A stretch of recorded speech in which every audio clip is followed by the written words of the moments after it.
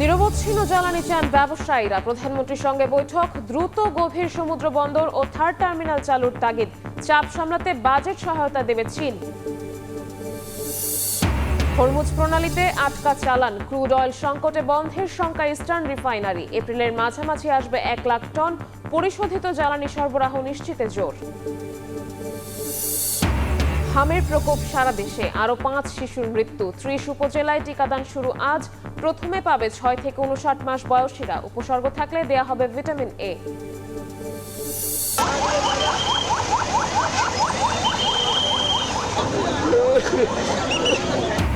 কেরানীগঞ্জে gas lighter কারখানায় আগুনে 6 জনের মরদেহ উদ্ধার। ছিল না পর্যাপ্ত অগ্নি নির্বাপন ব্যবস্থা। নিহতদের পরিবার প্রতি 2 লাখ টাকা করে সহায়তার ঘোষণা। এবং চুরি গেছে সংকেত বক্স, স্টেশন সংযোগ কেবল। পুরোপুরি বিকল ইন্টারলক সিস্টেম। ভেঙে পড়েছে পদ্মা সেতু রেল প্রকল্পের সিগন্যাল ব্যবস্থাপনা। ভয়াবহ দুর্ঘটনার শঙ্কা।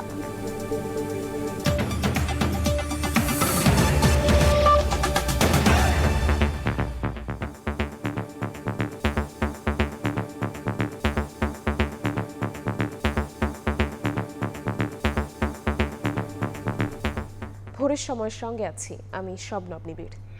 চালকদের ছুটির দিন কাটছে ফিলিং স্টেশনে। তেল পেতে হন্যে হয়ে ঘুরছেন পাম্প থেকে পাম্পে। কেউ কেউ তেল কিনতে আসতেও ধার করছেন অন্য বাইকের তেল। অথচ ঘন্টার পর ঘন্টা অপেক্ষার বিপরীতে মিলছে চাহিদার 1/3। পাম্প কর্তৃপক্ষ বলছে হঠাৎ বেড়ে যাওয়া চাহিদার বিষয়ে শক্ত অবস্থানে সরকার। কৃত্রিম সংকট ঠেকাতে ডিপো থেকে দেয়া হচ্ছে না অতিরিক্ত জ্বালানি। ফিলিং স্টেশনের সিরিয়ালে বাইক ঠেলে হেঁটে এগোচ্ছেন গ্রাহক, কারণ স্টার্ট করতেও ভাবতে হচ্ছে কতটা খরচ হবে জ্বালানি। তবে সে সুযোগও নেই প্রাইভেট কারে। সেলফ দেওয়ার কারণে ভালো লাগতেছে, কারণ তেল একটুও নেই। 11:30টার দিকে আমার বন্ধু ফোন দিচ্ছে, বলছে আসো তুমি তেল নিয়ে যাও। মহাখালী বাস স্ট্যান্ড থেকে হলো সিরিয়াল ধরে আসছি। 4 থেকে 5 ঘন্টা অপেক্ষার পর মিলছে যানবাহনের জ্বালানি, কিন্তু চাপ সামাল দিতে পরিমাণ ঠিক করে দিচ্ছে কিছু পাম্প কর্তৃপক্ষ।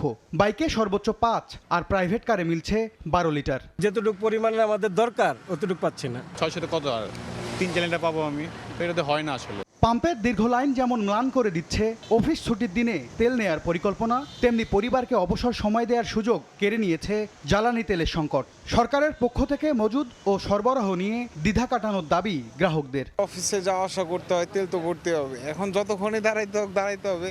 সকাল 5টা 20-এ এসে এখানে সিরিয়াল দিছি, এ পর্যন্ত এখনো জ্যামে পড়ে আছে সিরিয়ালে। সরকার বলতেছে হিউজ পরিমাণ তেল আছে, 2-3 মাস চলার মতো তেল আছে, মানে আমরাই এটাকে ক্রাইসিস করতেছি। পাম্প কর্তৃপক্ষ বলছে জ্বালানির হঠাৎ বেড়ে যাওয়া চাহিদা নিয়ে শক্ত অবস্থানে সরকার। কৃত্রিম সংকট ঠেকাতে অতিরিক্ত সরবরাহ করছে না ডিপো। কি পরিমাণ জ্বালানি খরচ হয় প্রতি মাসে সরকার কাছে, সেটা বিপিসি কাছে আছে না, ওরা তো সেই অনুযায়ী খরচ দিচ্ছে। আপনি যত চাবেন সেই অনুযায়ী দিবে। এদিকে রাজধানীতে এক সেমিনারে দেশের জ্বালানি পরিস্থিতি নিয়ে চিফ হুইপ নুরুল ইসলাম মনি বলেন, দ্বিগুণ জ্বালানি সরবরাহ করেও পরিস্থিতি সামাল দেওয়া যাচ্ছে না। যে পরিমাণ ফুয়েল বাংলাদেশে নর্মাল টাইমে দরকার, তার দ্বিগুণ ফুয়েল দিয়ে আমরা কিন্তু এখন সামাল দিতে পারছি না।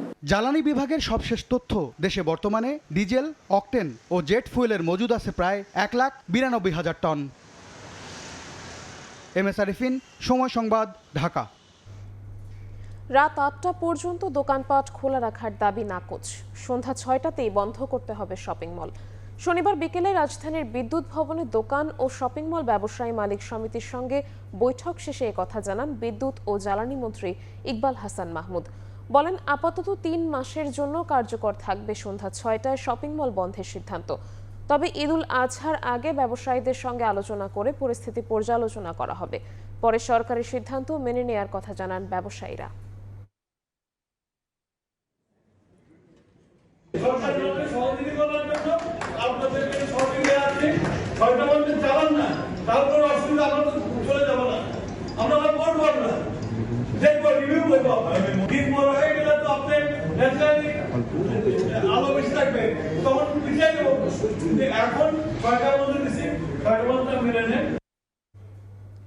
জ্বালানি সংকট মোকাবিলায় জরুরি ভিত্তিতে 1 লাখ মেট্রিক টন ডিজেল এবং 2 কার্গো LNG কেনার সিদ্ধান্ত নিয়েছে সরকার।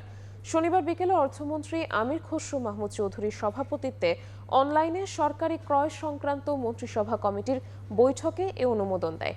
কাজাখস্তান থেকে প্রায় 690 কোটি টাকায় 1 lakh metric ton 50 ppm sulphur মানের ডিজেল এবং সিঙ্গাপুর থেকে প্রায় 1560 কোটি টাকায় 2 কার্গো এলএনজি আমদানির অনুমোদন দেওয়া হয়।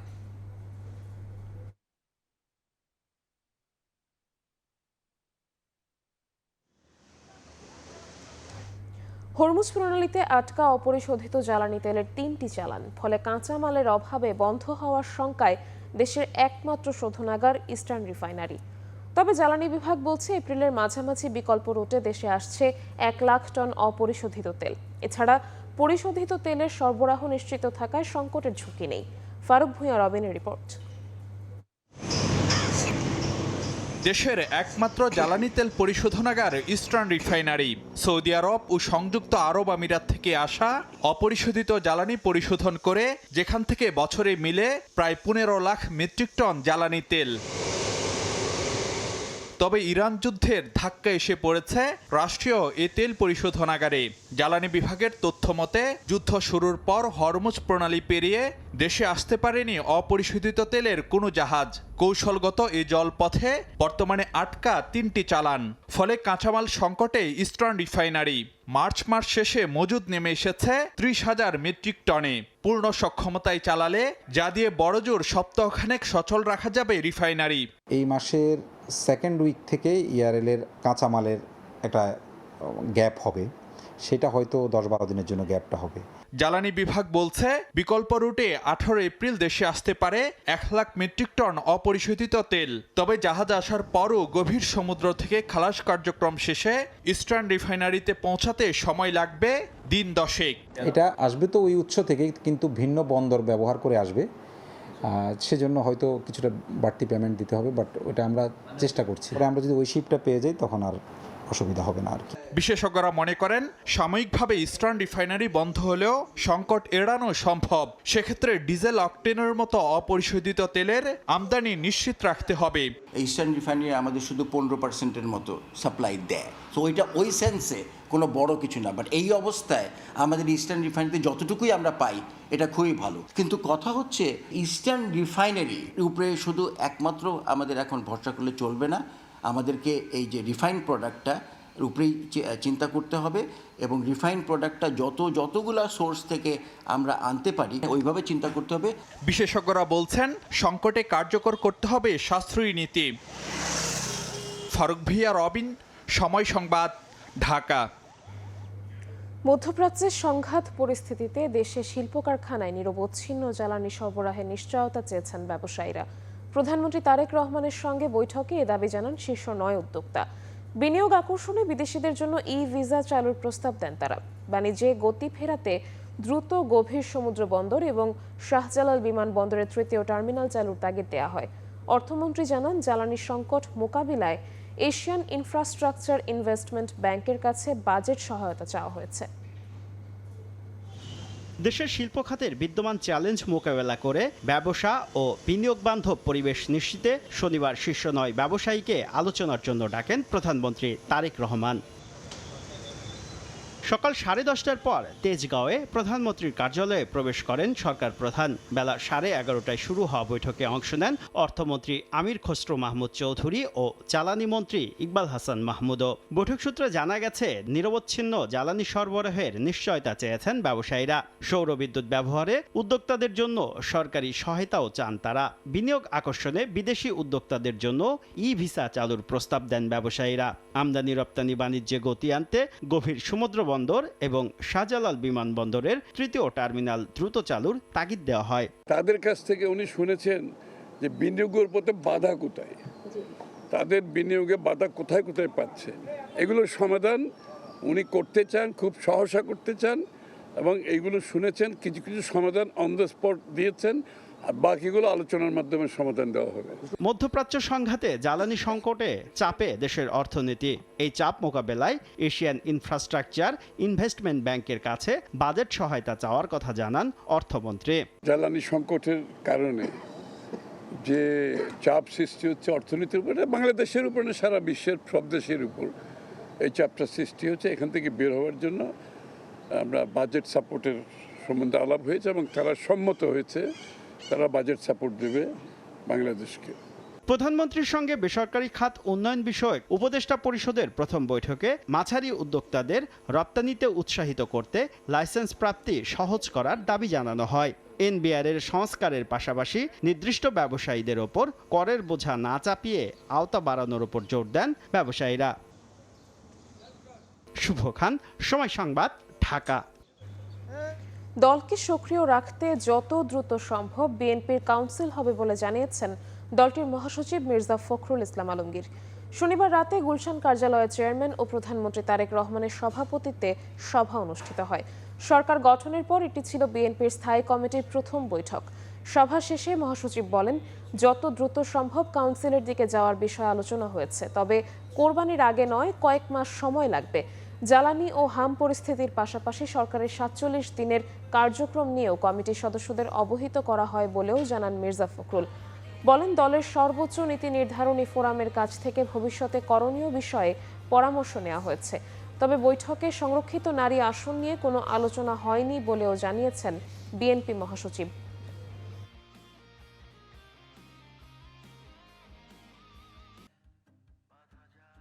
রাজনৈতিক সাংগঠনিক কর্মকাণ্ডগুলোকে আরো বিস্তৃত করার জন্য ভবিষ্যতে খুব দ্রুত কিভাবে আমরা দলকে কাউন্সিলের দিকে নিয়ে যেতে পারি সে বিষয়গুলো আলোচনা হয়েছে। এই ৪৭ দিনের যে কর্মসূচি প্রধানমন্ত্রী নিয়েছেন এবং এই কাজগুলোর সম্পর্কে দলের মতামত অর্থাৎ কমিটির মতামত তিনি নিয়েছেন। এবার কেরানীগঞ্জের কদমতলীতে গ্যাস লাইটার কারখানায় ভয়াবহ আগুন। উদ্ধার করা হয়েছে ৬ জনের মরদেহ। কারখানাটিতে পর্যাপ্ত অগ্নি নির্বাপন ব্যবস্থা ছিল না বলে জানিয়েছে ফায়ার সার্ভিস। স্বাস্থ্যমন্ত্রী জানিয়েছেন, হতাহতদের পরিবারকে সহায়তা দেবেন প্রধানমন্ত্রী তারেক রহমান। শনিবার দুপুর ১টা হঠাৎই কারখানার ভেতর আগুন। কিছু বুঝে ওঠার আগেই বাড়ে ভয়াবহতা। কেরানীগঞ্জের কদমতলীতে সেজার্স গ্যাস প্রো নামে লাইটার তৈরির কারখানাটিতে আগুনের খবরে যোগ দেয় ফায়ার সার্ভিসের ৩টি ইউনিট। পরে যুক্ত হয় আরও ৪টি। ৩ ঘন্টার চেষ্টায় নিয়ন্ত্রণে আসে আগুন। কোনোখানে পানি পাই না, আমার বাড়ির তন রিজার্ভ ট্যাঙ্কি তন আমি তালা খোলা দেওয়ার পরে ওখানে পানি দিয়ে প্রথম কাজটা শুরু করছি, পরে বিভিন্ন বাড়ির তন পানি জোগাড় করে আমরা পানি দিছি। স্থানীয়রা জানান, কারখানাটি টিন শেড হওয়ায় দ্রুত আগুন ছড়িয়ে পড়ে। বিস্ফোরণ ও আগুনে টিনের চাল ও দেয়াল ধসে পড়ে। মর্মান্তিক এক ঘটনায় স্বজন ও সহকর্মীকে হারিয়ে থামছে না কান্না। গ্যাসের কারখানায় আগুন লাগছে, শেষে আমি দৌড়ে আইসি, আগুন লাগছে। এরকম মা আমি জানটা বাইছে, আমি কোনো রকম আইছি। ফায়ার সার্ভিস জানায়, কারখানাটিতে ছিল না পর্যাপ্ত অগ্নি নির্বাপন ব্যবস্থা। নির্বাহী ম্যাজিস্ট্রেট জানান, এর আগে আরও দুবার আগুন লাগায় কারখানাটি সিলগালা করা হয়। এই ফ্যাক্টরি বা এই প্রতিষ্ঠানের কোনো প্রতিনিধি বা কোনো লোককে আমরা এখনো পর্যন্ত পাইনি। মালিক পক্ষের গাফিলতি আছে অবশ্যই। এটা তো দেখছেন, ভিতরে কাজ দেখেও বোঝা গেছে যে রিসেন্টলি তারা ওপেন করেছেন। আমাদের তদন্ত কমিটি যে সুপারিশ দিবে, আমরা সেই অনুসারে ব্যবস্থা গ্রহণ করব। এর আগে সন্ধ্যায় ঘটনাস্থলে গিয়ে নিহতদের পরিবার প্রতি ২ লাখ টাকা করে দেওয়ার ঘোষণা দেন স্বাস্থ্যমন্ত্রী। আমরা এ পর্যন্ত 6টা ডেড বডি পাইছি। এই এরিয়ার ভিতরে সম্পূর্ণভাবে সার্চ না করা পর্যন্ত আমাদের সার্চিং কার্যক্রম চলবে। ওনাদের চিকিৎসার দেখভাল করতে যত রকম টাকা পয়সা লাগবে মাননীয় প্রধানমন্ত্রী সম্পূর্ণরূপে তা বেয়ার করবেন। উনি অত্যন্ত দুঃখ ভারাক্রান্ত হৃদয়ে শোক সন্তপ্ত পরিবারকে সমবেদনা জানিয়েছেন। ঘনবসতিপূর্ণ এলাকায় এ ধরনের কারখানায় উদ্বিগ্ন স্থানীয় বাসিন্দারা, তাই দ্রুত এসব কারখানা সরিয়ে নেয়ার দাবি তাদের। মানিক মোহাম্মদ ওমর, সময় সংবাদ, ঢাকা। সারা দেশে ছড়িয়ে পড়েছে হামের প্রাদুর্ভাব। উপসর্গ নিয়ে একদিনে আরও 5 শিশুর মৃত্যু হয়েছে। উৎকণ্ঠায় অভিভাবকরা। এমন পরিস্থিতিতে ঝুঁকিপূর্ণ 30 উপজেলায় টিকাদান কর্মসূচি শুরু হচ্ছে আজ। স্বাস্থ্যমন্ত্রী জানান, প্রথমে পাবে 6 থেকে 59 মাস বয়সীরা। উপসর্গ থাকলে খাওয়ানো হবে ভিটামিন এ ক্যাপসুল। সারা দেশে হামের প্রাদুর্ভাব ছড়িয়ে পড়ায় বাড়ছে উদ্বেগ। 15 মার্চ থেকে এখন পর্যন্ত উপসর্গ নিয়ে হাসপাতালে ভর্তি শিশুর সংখ্যা ছাড়িয়েছে 5000, আর মৃত্যু হয়েছে 94 শিশুর। শনিবারও রাজধানীর হাসপাতালগুলোতে দেখা গেছে রোগীর চাপ। অভিভাবকরা উৎকণ্ঠায় রয়েছেন 6 মাসের কম বয়সী শিশুদের নিয়ে। ডেট 17 তারিখ দিয়েছিল, আমি 17 তারিখে দিয়েছি, কিন্তু আমি টিকাগুলো পাইনি। এর জন্য আজকে আমার বাচ্চার অবস্থা অনেকটাই খারাপ। শরীরে বিচি বিচি বের হয়েছে, তো আমরা আর বুঝি নাই কি হয়েছে। জ্বরও ছিল 102, 3 এরকম ছিল। তবে আছে কিছুটা স্বস্তির খবরও। হাসপাতাল থেকে চিকিৎসা নেয়ার পর সুস্থ হয়ে অনেকেই ফিরছে বাড়ি। গত মঙ্গলবার দিন রাতের বেলা ভর্তি হয়েছিলাম, এখন আল্লাহর রহমতে সুস্থ। এখন একটু সুস্থের দিকে আছি, ডাক্তার বলছে যে আজকে ছেড়ে দেওয়া যাবে। রাজধানীর ডিএনসিসি ডেডিকেটেড হাসপাতালে এখনও ভর্তি হামে আক্রান্ত 3 শতাধিক শিশু। এখন পর্যন্ত এই হাসপাতালে মৃত্যু হয়েছে 2 শিশুর। আজকের দিনে আমাদের এখানে 300-র বেশি রোগী ভর্তি আছে। এখন পর্যন্ত আমাদের যে পেশেন্ট ফ্লো আছে সব রোগীরই চিকিৎসা করতে সক্ষম। অধিক হারে সংক্রমণ ঠেকাতে টিকা নেওয়া থাকলেও বয়সসীমার সব শিশুদের টিকা নেয়ার পরামর্শ দিচ্ছেন চিকিৎসকরা। সেই সঙ্গে বলছেন মেনে চলতে হবে মাস্ক পরা সহ অন্যান্য স্বাস্থ্যবিধি। আগের টিকা দেওয়া থাকলেও তাকে দিতে হবে, এটা যেন বাদ না যায়। যার জ্বর হবে, ঠান্ডা কাশি হবে, সে তাকে বের করা উচিত না। আর আমি যদি জানি ওই আপনার জ্বর ঠান্ডা, আমি তার কাছে যাব না। আর মাস্ক পরতে হবে। এদিকে সচিবালয় ব্রিফিংয়ে স্বাস্থ্যমন্ত্রী জানান, রোববার বেশি সংক্রমিত 18 জেলার 30 উপজেলায় শুরু হবে বিশেষ টিকাদান কর্মসূচি। টিকা পাবে 6 মাস থেকে 59 মাস বয়সী শিশুরা। 18টা জেলার অধীনে 30টা উপজেলাকে আমরা হিট করতে চাচ্ছি। এখন ওইখানের মিজেলসের আক্রমণটা বেশি বিদায়। এই পর্যন্ত যত রুগী মিজেলে ভর্তি হয়েছে তার মধ্যে 82% রুগী হইল 5 বছর, মানে 6 মাস থেকে 5 বছরের নিচে। এই ব্র্যাকেটের ভিতরে রুগী 82%, এবং এইখানে ডেটটা বেশিও হচ্ছে। সেই কারণে আমরা ফার্স্ট হিটে নিয়েছি, ফার্স্ট কনসিডারেশন নিয়েছি 6 মাস থেকে 59 মাস। হামে আক্রান্ত ও সন্দেহজনকদের ভিটামিন এ ক্যাপসুল খাওয়ানো হবে বলেও জানান স্বাস্থ্যমন্ত্রী। এ সময় হাম প্রতিরোধে আতঙ্কিত না হওয়ার অনুরোধ করেন তিনি। টিকাটা দেওয়া যায়, আমরা দিয়ে যাব। মনির হোসাইন, সময় সংবাদ, ঢাকা। এদিকে সারা দেশেও হামের উপসর্গের সঙ্গে জ্বর, নিউমোনিয়া, ডায়রিয়া ও চোখের সংক্রমণ নিয়ে প্রতিদিন ভর্তি হচ্ছে নতুন রোগী। রাজশাহী মেডিকেলে হামের উপসর্গ নিয়ে নতুন করে মারা গেছে 3 শিশু। কুষ্টিয়ায় মারা গেছে 1 শিশু। আশঙ্কাজনক হারে বাড়ছে হামের আক্রমণ। প্রতিনিয়ত বাড়ছে হামে আক্রান্ত হয়ে মৃত শিশুর তালিকা। হামের উপসর্গ নিয়ে রাজশাহী মেডিকেল কলেজ হাসপাতালে শনিবার সকাল পর্যন্ত 24 ঘন্টায় মারা গেছে 3 শিশু। এ নিয়ে হাসপাতালটিতে হামের উপসর্গ নিয়ে মারা গেল 38 শিশু। বর্তমানে এই হাসপাতালে হামের উপসর্গ নিয়ে চিকিৎসাধীন 149 জন। এই যে সংক্রমণ, সেটি গ্রাফটা বাড়তির দিকে রয়েছে, এখনো সংক্রমণের হারটা কমে নাই। যে 3 জন মারা গেছে তাদের বয়স যথাক্রমে 2 জনার 5 মাস, 1 জনার 7 মাস। তাদের 2 জনার বাড়ি চাঁপাইনবাবগঞ্জ জেলায়, 1 জনার বাড়ি নাটোর জেলায়। কুষ্টিয়াতেও বাড়ছে হামে আক্রান্ত ও মৃতের সংখ্যা। শনিবার সকাল পর্যন্ত 24 ঘন্টায় কুষ্টিয়া জেনারেল হাসপাতালে হামের উপসর্গ নিয়ে মারা গেছে 1 শিশু।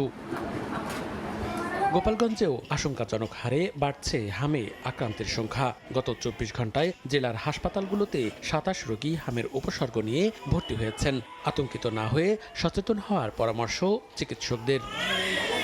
এদিকে হামের প্রাদুর্ভাব বেড়ে যাওয়ায় মুন্সিগঞ্জ জেনারেল হাসপাতালে হাম কর্নার খোলা হয়েছে। সদর হাসপাতালের পাশাপাশি টঙ্গিবাড়ি, লৌহজং, শ্রীনগর, সিরাজদি খান ও গজারিয়া উপজেলা স্বাস্থ্য কমপ্লেক্সেও প্রতিদিন হামের রোগী ভর্তি হচ্ছে। পর্যাপ্ত পুষ্টিকর খাবারের ব্যবস্থা করতে হবে।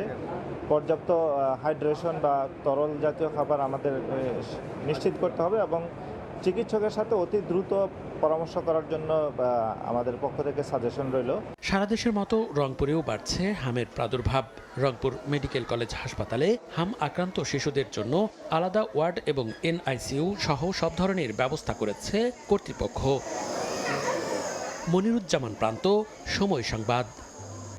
ঐকমত্য কমিশনের চাপিয়ে দেওয়ার সিদ্ধান্তেই জুলাই সনদ ও গণভোট নিয়ে জটিলতা তৈরি হয়েছে বলে মনে করেন বিশ্লেষক। তবে বিএনপি চাইলেই সংবিধান সংস্কার পরিষদ গঠন করে সংকট এড়াতে পারত। টেকসই সংস্কারে আলোচনা অব্যাহত রাখার তাগিদ তাদের। হাসান ওয়ালির প্রতিবেদন। বহু বছর পর মানুষের আগ্রহের কেন্দ্রবিন্দুতে সংসদ অধিবেশন। তবে দিন যত পেরোচ্ছে জটিলতা বাড়ছে সংসদে। 7 কার্য দিবসে 2 দিন ওয়াকআউট করেছে বিরোধী দল। প্রথম দিন রাষ্ট্রপতির ভাষণ দেওয়ার প্রতিবাদে এবং ষষ্ঠ দিন সংস্কার পরিষদের সভা আহ্বান নিয়ে কোনো সুরাহা না পাওয়ার অভিযোগে ওয়াকআউট করেন বিরোধীরা। সশ্রদ্ধ চিত্তে সংকটের শুরু শপথ নেওয়ার দিন থেকেই। বিরোধী দলীয় সংসদ সদস্যরা জুলাই জাতীয় সনদ বাস্তবায়ন আদেশ মেনে সংস্কার পরিষদের সদস্য হিসেবেও শপথ নেন। তবে সরকার দলীয় সংসদ সদস্যরা সে পথে যাননি। সংসদের স্বরাষ্ট্রমন্ত্রী জানিয়েছেন এই আইনই অবৈধ। এমন আদেশ রাষ্ট্রপতির এখতিয়ার বহির্ভূত। একই সঙ্গে অন্তর্বর্তী সরকারের জারি করা 133 অধ্যাদেশের মধ্যে 20টি হারাচ্ছে কার্যকারিতা, যাতে গণভোট, মানবাধিকার, দুদক, গুমসহ অন্যান্য অধ্যাদেশ বাতিলের সুপারিশে নোট অফ ডিসেন্ট দিয়েছেন বিরোধী দলীয় সংসদ সদস্যরা। আমরা বলেছিলাম যে এমন আলোচনার উত্তাপ সংসদ ছাড়িয়ে গড়াচ্ছে রাজপথেও। এই সংকটে ঐকমত্য কমিশনের উপর দায় দিচ্ছেন রাষ্ট্রবিজ্ঞানের এই শিক্ষক। ঐকমত্য কমিশন আমাকে জাতীয় ঐক্য অর্জন করতে গিয়ে ঐকমত্য কমিশন জাতিকে বিভক্ত করেছে। তারা জুলাইটাকে জ্যানতেন ভাবে মানুষের উপরে আরোপ করার চেষ্টা করেছে। সবার সাথে আলাপ করে শেষ করতেন, যেই আলাপে শেষ হইতে সেই আলাপে স্টপ দিতেন এবং সেটাই গণভোটে দিতেন। তাহলে আমরা আজকে এই কেওয়াজে পড়তাম না। তবে রাজনৈতিক বিশ্লেষক সাব্বির আহমেদ মনে করেন, বিএনপি চাইলে এই সংকট এড়াতে পারত।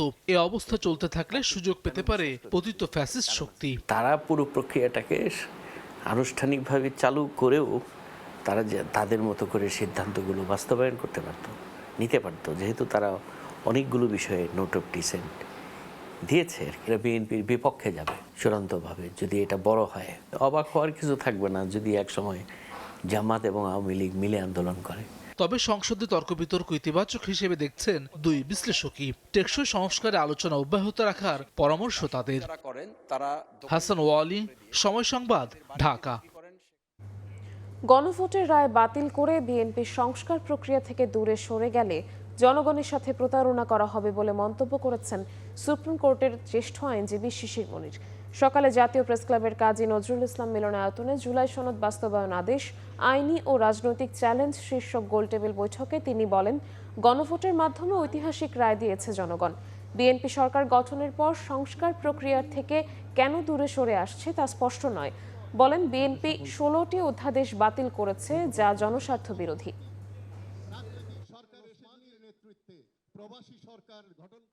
এই রিপোর্টে 133টা রিপোর্ট দিয়েছে। এই অধ্যাদেশকে তারা বলেছে অটোমেটিক ল্যাপস হয়ে যাবে। তো সবই অটোমেটিক ল্যাপস হয়ে যাবে আর শুধু আপনারাই থাকবেন আর জনগণ বসে বসে দেখবে। আমার মনে হয় না এই দেশে এটা আর কোনোদিন হবে। ওয়াকআউটের মাধ্যমে যেন ফ্যাসিস্ট ফিরে না আসে, বিরোধী দলকে তা বিবেচনায় রাখতে হবে বলে মন্তব্য করেছেন জাতীয় সংসদের হুইপ রুহুল কুদ্দুস তালুকদার তুলু। শনিবার সকালে রাজধানীর জাতীয় প্রেসক্লাবে নাটোর জেলা সাংবাদিক সমিতির এক অনুষ্ঠানে একথা বলেন তিনি। যারা এই যে ওয়াকআউট করছেন বা আন্দোলন সংগ্রামের কথা বলছেন, তাদের কাছে আমার আহ্বান থাকবে, তাদের কাছে আমাদের অনুরোধ থাকবে যে আজকে আপনাদের কষ্ট, আমাদের সকলের কষ্টের অর্জিত যে গণতন্ত্র, এটা যেন ফ্যাসিস্ট যাদের কারণে আমরা পিছিয়ে গেছি, যাদের কারণে আজকে এই অর্থনৈতিক ধ্বংস হয়ে গেছে, এই জায়গাটাকে আবার ফেরত আসতে হলে আমাদের আরও কষ্ট করতে হবে। আমরা চাই সকলে মিলে ঐক্যবদ্ধভাবে আজকে এই দেশটাকে আগামী দিনে এগিয়ে নিয়ে যেতে হবে। ভেঙে পড়েছে পদ্মা সেতু রেল সংযোগ প্রকল্পের সিগন্যাল ব্যবস্থাপনা। কম্পিউটার নিয়ন্ত্রিত অত্যাধুনিক সিগন্যাল সামগ্রী চুরি হয়ে যাওয়ায় পুরনো পদ্ধতিতে চলছে ট্রেন। এতে কমেছে গতি, যে কোনো সময় ভয়াবহ দুর্ঘটনার শঙ্কা রেলকর্মীদের। সংশ্লিষ্টরা বলছেন, চুরি রোধ করা না গেলে বড় হুমকির মুখে পড়বে সার্বিক ব্যবস্থা। নিরাপত্তার দায়িত্বে থাকা রেলওয়ে পুলিশ বলছে, সক্ষমতা না থাকায় ব্যর্থ তারা। নাজমুস সালেহির প্রতিবেদন।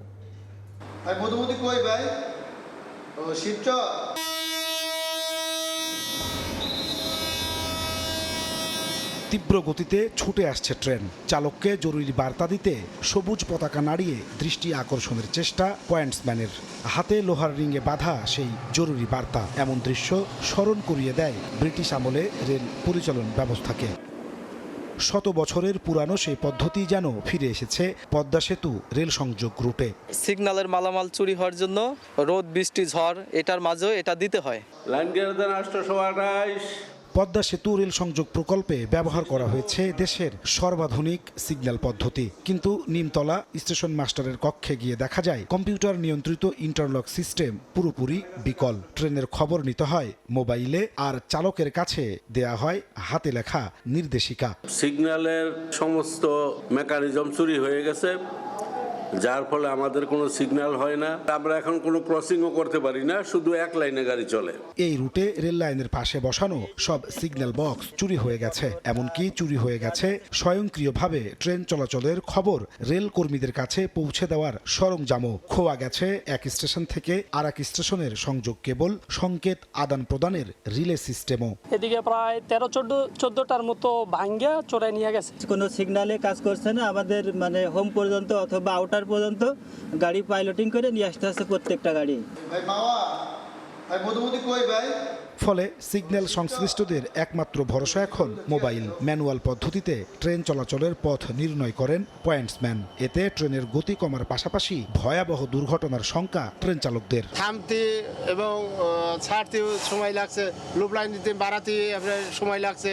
ম্যানুয়ালি পয়েন্ট সেট করে ওটা ভুল ভ্রান্তি বেশি হয়, আর যদি সিবিআই হয় তখন মানে পয়েন্ট রং হওয়ার কোনো সম্ভাবনা থাকে না। রেল কর্মকর্তারা বলছেন চুরি ঠেকানো না গেলে অচিরেই হুমকির মুখে পড়বে সার্বিক রেল ব্যবস্থাপনা। সাংকেতিক ব্যবস্থাপনা ভেঙে পড়েছে ইতিমধ্যেই। যদি চুরি রোধ করা না যায়, আমাদের আইন শৃঙ্খলা রক্ষাকারী বাহিনী কঠিন পদক্ষেপে না যায়, তাহলে ভবিষ্যতে হয়তোবা এই জনগুরুত্বপূর্ণ একটি অঞ্চলের ট্রেন যোগাযোগ ব্যবস্থা ব্যাহত হওয়ার সম্ভাবনা আছে। যদিও রেল পুলিশের দাবি সক্ষমতার অভাব ও নানা সীমাবদ্ধতায় বরাবরই ব্যর্থ তারা। আমাদের জনবল যদি আরো বেশি থাকতো বা লজিস্টিক সাপোর্ট যদি আরো বেশি থাকতো, তাহলে আমরা ওই যে 24 আওয়ার্স কিন্তু আমরা ওই যে পেট্রোলিং দিতে পারতাম। এই চক্রের সাথে যারা জড়িত তাদেরকে আমরা শনাক্তের জন্য আমরা কিন্তু তৎপরতা চালাচ্ছি।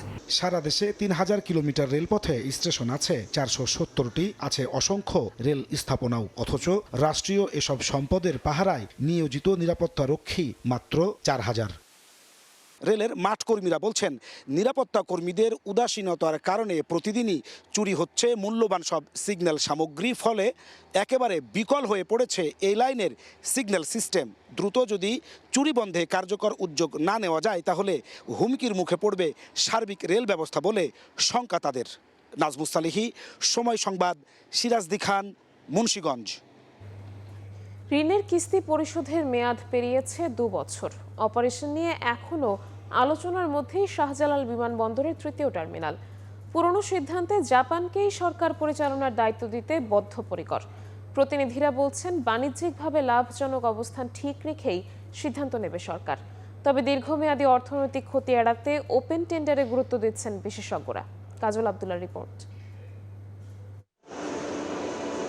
আকর্ষণীয় নির্মাণ শৈলী আর অত্যাধুনিক যন্ত্রপাতির সমন্বয়ে নির্মাণ করা হয়েছে শাহজালাল বিমানবন্দরের 3য় টার্মিনাল। 2024 সালের শেষে পূর্ণাঙ্গভাবে চালুর কথা থাকলেও এখনও শুরু হয়নি কার্যক্রম। অপারেটর নিয়োগে তৎকালীন আওয়ামী সরকার প্রাথমিক চুক্তি করেছিল বিনিয়োগকারী দেশ জাপানের সঙ্গেই, কিন্তু টার্মিনাল পরিচালনায় বিশ্ব স্বীকৃতি না থাকায় সমালোচনার মুখে পড়ে এ সিদ্ধান্ত।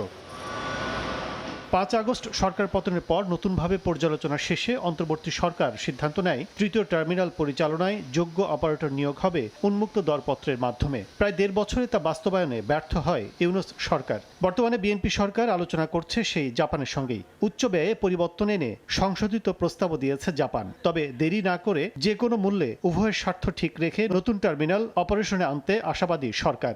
আওয়ার ন্যাশনাল ইন্টারেস্টের ভিত্তিতে, কমার্শিয়াল ইন্টারেস্টে অফ দি এভিয়েশন সেক্টরে যে আমাদের ইকোনমিক ইন্টারেস্ট যেটা আছে, ওইটা যাতে ওই টার্মসগুলো মিট করে। ঢাকার নতুন এই টার্মিনাল পরিচালনায় আগ্রহী বিশ্ব স্বীকৃত অনেক প্রতিষ্ঠান। বিপরীতে এয়ারপোর্ট পরিচালনায় অনভিজ্ঞ জাপানকে কেন চিন্তা করছে সরকার, তা নিয়ে প্রশ্ন তুলছেন খাত সংশ্লিষ্টরা। জাপানের কোনো হিস্ট্রি নাই যে তারা আন্তর্জাতিক কোনো বিদেশে কোনো আন্তর্জাতিক বিমানবন্দর অপারেট করেছে। বিশ্বের নামি দামি অপারেটর যারা, তারা প্রস্তুত এখানে এসে অপারেট করার জন্য। আমরা তাদের কেন সুযোগটা দিচ্ছি না? ঝুঁকি না নিয়ে অর্থনৈতিক স্বার্থে উন্মুক্ত টেন্ডারে অপারেটর নিয়োগের তাগিদ দেন এই বিশেষজ্ঞ। বিনা টেন্ডারে জাপানকে এটা আনসলিসিটেড, আমি বলবো এটা দিয়ে দেওয়া দেশের স্বার্থের জন্য দীর্ঘস্থায়ী একটা প্রভাব পড়বে, এবং সেটা নেতিবাচক প্রভাব পড়বে। গুঞ্জন রয়েছে 3য় টার্মিনালের গ্রাউন্ড হ্যান্ডলিং এর আধিপত্য হারাতে পারে বিমান বাংলাদেশ এয়ারলাইন্স। নতুন করে এর দায়িত্বে আসতে জোর চেষ্টা করছে যুক্তরাষ্ট্র। কাজল আব্দুল্লাহ, সময় সংবাদ। মিয়ানমারে পাচারকালে বিপুল পরিমাণ ডিজেল সহ 12 পাচারকারীকে আটক করেছে কোস্টগার্ড, যাদের মধ্যে কয়েকজন রোহিঙ্গাও রয়েছেন। নজরদারি এড়াতে মাছ ধরার ট্রলারে করে অবৈধভাবে শুল্ক কর ফাঁকি দিয়ে জ্বালানি তেল পাচার করছিল চক্রটি। গভীর সাগরে মাছ ধরার কথা বলে ভাড়া নেওয়া হয়েছিল ফিশিং ট্রলারটি। দৈনিক 3000 টাকা করে দেওয়ার কথা ছিল জেলেদের, সঙ্গে ছিল বেশ কয়েকজন রোহিঙ্গারাও। শুক্রবার নগরীর ফিশারিঘাট থেকে বেশ কয়েকটি জ্বালানি তেলের ড্রাম ট্রলারে উঠিয়ে তা এক জায়গায় পৌঁছে দেওয়ার কথা জানানো হয় জেলেদের। ডিজেল এগুলা ফাটিয়ে কার সাথে ভাড়া দিচ্ছে আমি আর বলতে পারি না। আমাকে বলছে তুমি ওখানে যাও, আমাকে বলতেছে যে মাছ মারার জন্য ডাকতেছে, আমরা ফিশারিঘাট থেকে আসতেছি আর মাইমা থেকে তেল নিষাদে এগুলো আমি জানি না। শনিবার সকালে গোপন সংবাদের ভিত্তিতে কোস্টগার্ড আউটপোস্ট বহির্নঙ্গর এলাকায় একটি বিশেষ অভিযান চালায়। এই সময় সন্দেহজনক একটি বোর্ডে তল্লাশি চালিয়ে অবৈধভাবে শুল্ক কর ফাঁকি দিয়ে মিয়ানমারে পাচারের সময় প্রায় 6,24,000 টাকার 6,000 লিটার ডিজেল, 6টি গ্যাস সিলিন্ডার, নগদ অর্থ, বোটসহ 12 জনকে আটক করা হয়। এর মধ্যে 8 জন রোহিঙ্গা রয়েছে। বোটটি ব্যবহার করে 2 শতাধিক মানুষকে মালয়েশিয়ায় পাচারের পরিকল্পনা ছিল বলে স্বীকার করে আটককৃতরা। পাচারকালে ব্যবহৃত বোট সহ 4 জন বাঙালি ও 8 জন রোহিঙ্গা পাচারকারীকে আটক করা হয়। জব্দকৃত ডিজেল, গ্যাস সিলিন্ডার, পাচার কাজে ব্যবহৃত বোট ও আটককৃত পাচারকারীদের পরবর্তী আইনানুগ ব্যবস্থা গ্রহণের কার্যক্রম প্রক্রিয়াধীন রয়েছে। এর আগে 2 এপ্রিল চট্টগ্রাম বন্দর, নৌবাহিনী ও কোস্টগার্ডের যৌথ অভিযানে সদরঘাট এলাকায় একটি ট্যাঙ্কার জাহাজ থেকে অবৈধভাবে মজুত করা 37,000 লিটার জব্দ করা হয়। ফেরদৌস লিপি, সময় সংবাদ, চট্টগ্রাম। মধ্যপ্রাচ্যের সংঘাতের প্রভাবে বিশ্ব অর্থনীতি অস্থির হয়ে উঠলেও এখনও আমদানি রফতানি বাণিজ্যের গতি ধরে রেখেছে বাংলাদেশ। বিশেষ করে 2025-26 অর্থ বছরের 9 মাসে 3,000-এর বেশি জাহাজে আসা 26 লাখ কন্টেইনারের পাশাপাশি 10 কোটি মেট্রিক টন কার্গো পণ্য হ্যান্ডেলিং করেছে চট্টগ্রাম বন্দর। এ সময় এককভাবে 58,432 কোটি টাকা রাজস্ব আদায় করেছে চট্টগ্রাম কাস্টমস হাউস। শাখাওয়াত টিপুর ক্যামেরায় বিস্তারিত জানাচ্ছেন কমল দে। পুরো মার্চ মাস জুড়ে মধ্যপ্রাচ্যে চলছে ইরানের সঙ্গে মার্কিন যুক্তরাষ্ট্র এবং ইসরায়েলের ভয়ঙ্কর প্রাণঘাতী যুদ্ধ। এর মধ্যে বন্ধ হয়ে গেছে গুরুত্বপূর্ণ আন্তর্জাতিক নৌরুট, হরমুজ প্রণালী সহ আশপাশের অঞ্চল দিয়ে পণ্যবাহী জাহাজ চলাচল। পণ্য এবং জ্বালানিবাহী কয়েক হাজার জাহাজ আটকা পড়ায় এই মুহূর্তে বিশ্ব অর্থনীতি অনেকটা উত্তাল। তবে বৈশ্বিক এই সংকটের মাঝেও 10 কোটি 42 লাখ মেট্রিক টন কার্গো পণ্য হ্যান্ডেলিং করে 7.39%, 25,74,000 কন্টেনারে 4.75% এবং 3,230টি জাহাজ হ্যান্ডেলিংয়ের মাধ্যমে 5.62% প্রবৃদ্ধির দাবি বন্দরের। চট্টগ্রাম বন্দরে যে ভেসেল টার্নারাউন্ড টাইম সেটা কমাতে পেরেছি এবং এই মুহূর্তে চট্টগ্রাম বন্দরে আমরা 0 ওয়েটিং টাইম মেনটেন করতে পারছি। যুদ্ধের কারণে মার্চ মাসে আমদানির পরিমাণ কিছুটা কমলো। উচ্চ শুল্ক হারের জ্বালানি তেল, ক্যাপিটাল মেশিনারিজ এবং খাদ্যপণ্য আমদানি থেকে রাজস্ব আয়ের ধারা ধরে রাখতে পেরেছে চট্টগ্রাম কাস্টম হাউস। বছরের যে বাকি যে সময়টা আছে আমরা আশা করি জুনে আমাদের অনেক বেশি রাজস্ব আসবে। এক্ষেত্রে হয়তো আমরা লক্ষ্যমাত্রা অর্জন করতে সক্ষম হব। যুদ্ধ আক্রান্ত এই মাসে আমদানি কন্টেনার হ্যান্ডেলিংয়ের পরিমাণ বাড়লো, কমেছে রপ্তানি কন্টেনার উঠানামা। জ্বালানি তেলের একটা সংকটের মধ্যে দেশ পড়ে গেছে। এই জ্বালানি তেলের সংকটটাও কিন্তু সার্বিক ব্যবসা বাণিজ্যের পরিবেশের উপর একটা নেতিবাচক প্রভাব ফেলছে। তবে যুদ্ধ ঝুঁকি বিবেচনায় জাহাজের পাশাপাশি কন্টেনার পরিবহন ভাড়া বাড়িয়ে দিয়েছে বিদেশি মেইনলাইন শিপিং প্রতিষ্ঠানগুলো। এই বন্দরের কন্টেনার এবং কার্গো উঠানামার পাশাপাশি জাহাজ আসার উপর নির্ভর করে দেশের সামগ্রিক অর্থনীতির চিত্র। কমল দে, সময় সংবাদ, চট্টগ্রাম। বাংলাদেশ যুক্তরাষ্ট্র সম্পর্ক আগের চেয়ে এখন আরও বেশি গুরুত্বপূর্ণ বলে মন্তব্য করেছেন দক্ষিণ ও মধ্য এশিয়া বিষয়ক সহকারী মার্কিন পররাষ্ট্রমন্ত্রী পল কাপুর। স্থানীয় সময় বৃহস্পতিবার ওয়াশিংটন ডিসির বাংলাদেশ দূতাবাসে স্বাধীনতা ও জাতীয় দিবস উদযাপন উপলক্ষে অনুষ্ঠানে তিনি আরও বলেন, ওয়াশিংটনের স্বার্থ সংশ্লিষ্ট কোনো বিষয়ে ঢাকার ওপর চাপ নেই। যুক্তরাষ্ট্র থেকে হাসানুজ্জামান সাকির রিপোর্ট।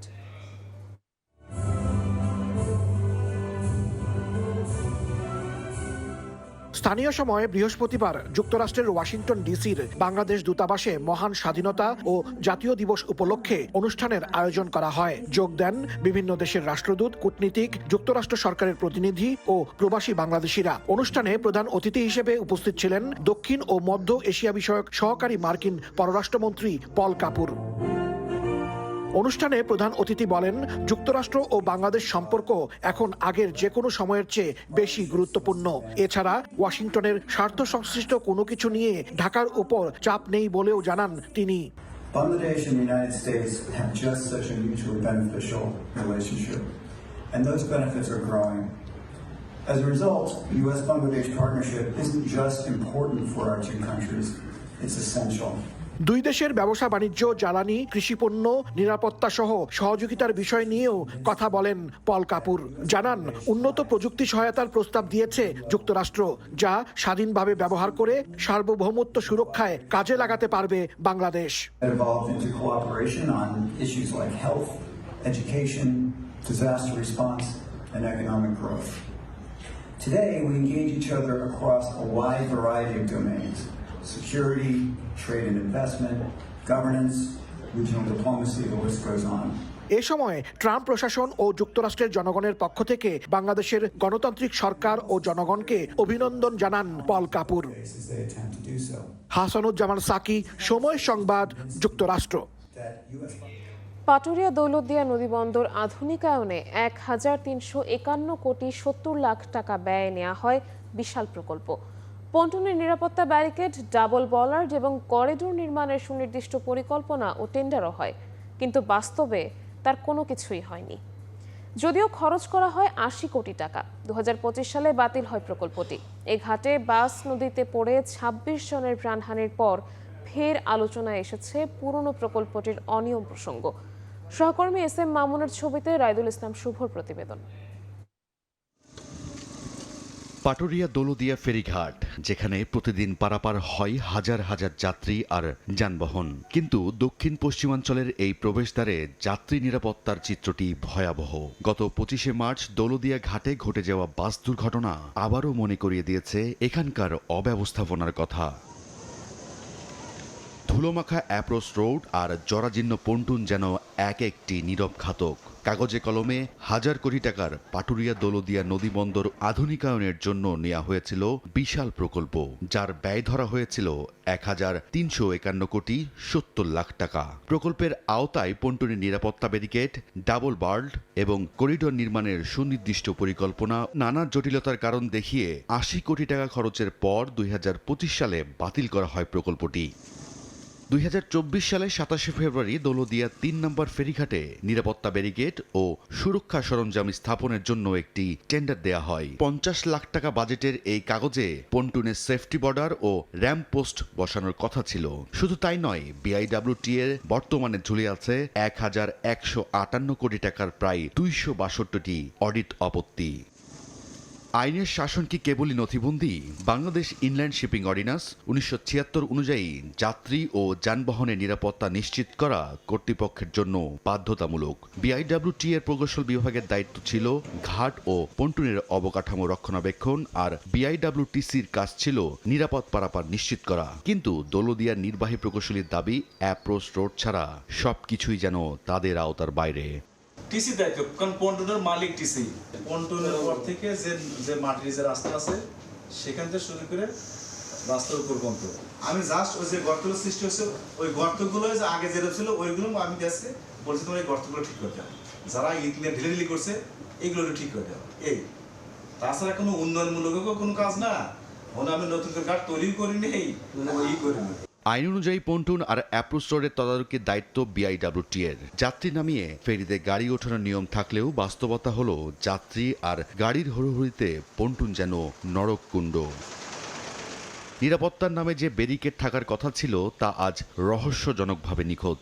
আছে মন্ত্রীর করা নির্দেশনাও, তবুও নেই শুধু জীবনের নিরাপত্তা। প্রতিটি দুর্ঘটনার পর তদন্ত কমিটি হয়, কিন্তু দায়ীদের শাস্তি আর ব্যবস্থাপনার পরিবর্তন থেকে যায় ধরাছোঁয়ার বাইরে।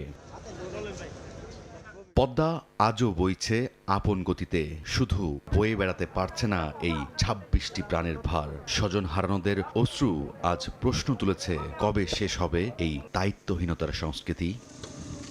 যাত্রী নিরাপত্তা নিশ্চিতে এবং যানবাহনের নিরাপত্তা নিশ্চিতে টেন্ডার তো ছিল, বাস্তবায়ন ছিল, এমনকি আইনগত বাধ্যবাধকতাও ছিল, কিন্তু বাস্তবে দৌলতদিয়া এবং পাটুরিয়া ফেরিঘাটগুলোর আজ যে পরিস্থিতি, অর্থাৎ নিরাপত্তা রেলিং বা করিডর কোনো কিছুই দৃশ্যমান নেই। বিআইডব্লিউটিএ এবং বিআইডব্লিউটিসির পক্ষ থেকে যে সকল প্রকল্পগুলো হাতে নেওয়া হয়েছিল সেগুলো যদি বাস্তবায়িত হতো তাহলে সেই 25শে মার্চের যেই দুর্ঘটনায় 26 জনের মৃত্যু হয়েছে তা হয়তো রোধ করা সম্ভব হতো।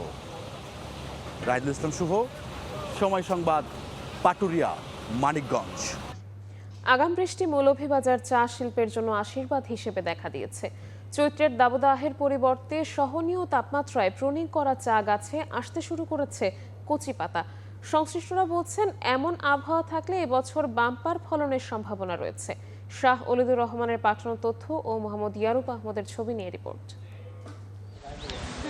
গেল 2 বছর অনাবৃষ্টি আর খরায় মৌলভীবাজারে চায়ের উৎপাদন লক্ষ্যমাত্রা পূরণ হয়নি, যার বড় প্রভাব পড়ে দেশের মোট উৎপাদনের উপর। তবে চলতি বছর চৈত্রের তাপদাহের পরিবর্তে ফেব্রুয়ারি শেষ থেকেই দফায় দফায় বৃষ্টি হচ্ছে। বৃষ্টির পানিতে বেশিরভাগ বাগানের প্রুনিং করা চা গাছে 1.5 থেকে 2 ইঞ্চি কচি পাতা গজিয়েছে। শ্রমিকরা বলছেন কচি পাতা 8 থেকে 10 ইঞ্চি হলে উত্তোলনের কাজ শুরু হবে। এমনকি কয়েকটি বাগানের প্রুনিং ছাড়া গাছ থেকে শ্রমিকরা পাতা উত্তোলন শুরু করেছেন। এই বছর তো মনে করো পানিটা আগ্রা নিয়ে চলে আইলো, জ্যৈষ্ঠ আষাঢ় মাসে আমাদের প্রচুর পাতা হয়ে যাবে, তখন আমাদের কোনো সমস্যা থাকে না। আগামী রাউন্ডে আমরা যদি পাতা পাই তো উত্তোলন আরো বাড়বে। আবহাওয়া অফিস বলছে শুধু গত মার্চে মৌলভীবাজারে 186 মিলিমিটার বৃষ্টিপাত রেকর্ড করা হয়েছে। আগামী মাসগুলোতেও বৃষ্টির পূর্বাভাস রয়েছে। বিগত কয়েকদিন ধরেই এখানে বিচ্ছিন্নভাবে বৃষ্টিপাত হচ্ছে এবং আগামী আরো কয়েকদিনও বৃষ্টিপাতের সম্ভাবনা রয়েছে এবং আগামী মাসে বা এপ্রিল মে মাসেও স্বাভাবিক বৃষ্টিপাতের সম্ভাবনা রয়েছে। ব্যবসায়ীরা বলছেন এমন পরিস্থিতি থাকলে এবছর চায়ের বাম্পার ফলনের সম্ভাবনা রয়েছে। তবে এই সময়ে গাছের পর্যাপ্ত পরিচর্যার পরামর্শ টি অ্যাসোসিয়েশনের। আগাম বৃষ্টিপাত হয় সার শিল্পের আশা করি ভালো একটা প্রোডাকশন আইব এবং সার উৎপাদনটা বাড়বো। উইডিসাইড, পেস্টিসাইড সবকিছুই আমরা যদি প্রপারলি করতে পারি তাহলে ইনশাআল্লাহ আমরা উৎপাদনে আরেকটা রেকর্ড করতে পারবো। চা বোর্ডের তথ্য মতে চলতি বছর দেশে 10 কোটি 40 লাখ কেজি চা উৎপাদনের লক্ষ্যমাত্রা নির্ধারণ করা হয়েছে। সময় সংবাদ, মৌলভীবাজার। ভোরের সময় ছিল আমার কাছে। পরবর্তী সংবাদগুলো জানতে যুক্ত হবেন সহকর্মী কাজল আব্দুল্লাহ। ধন্যবাদ নিবির।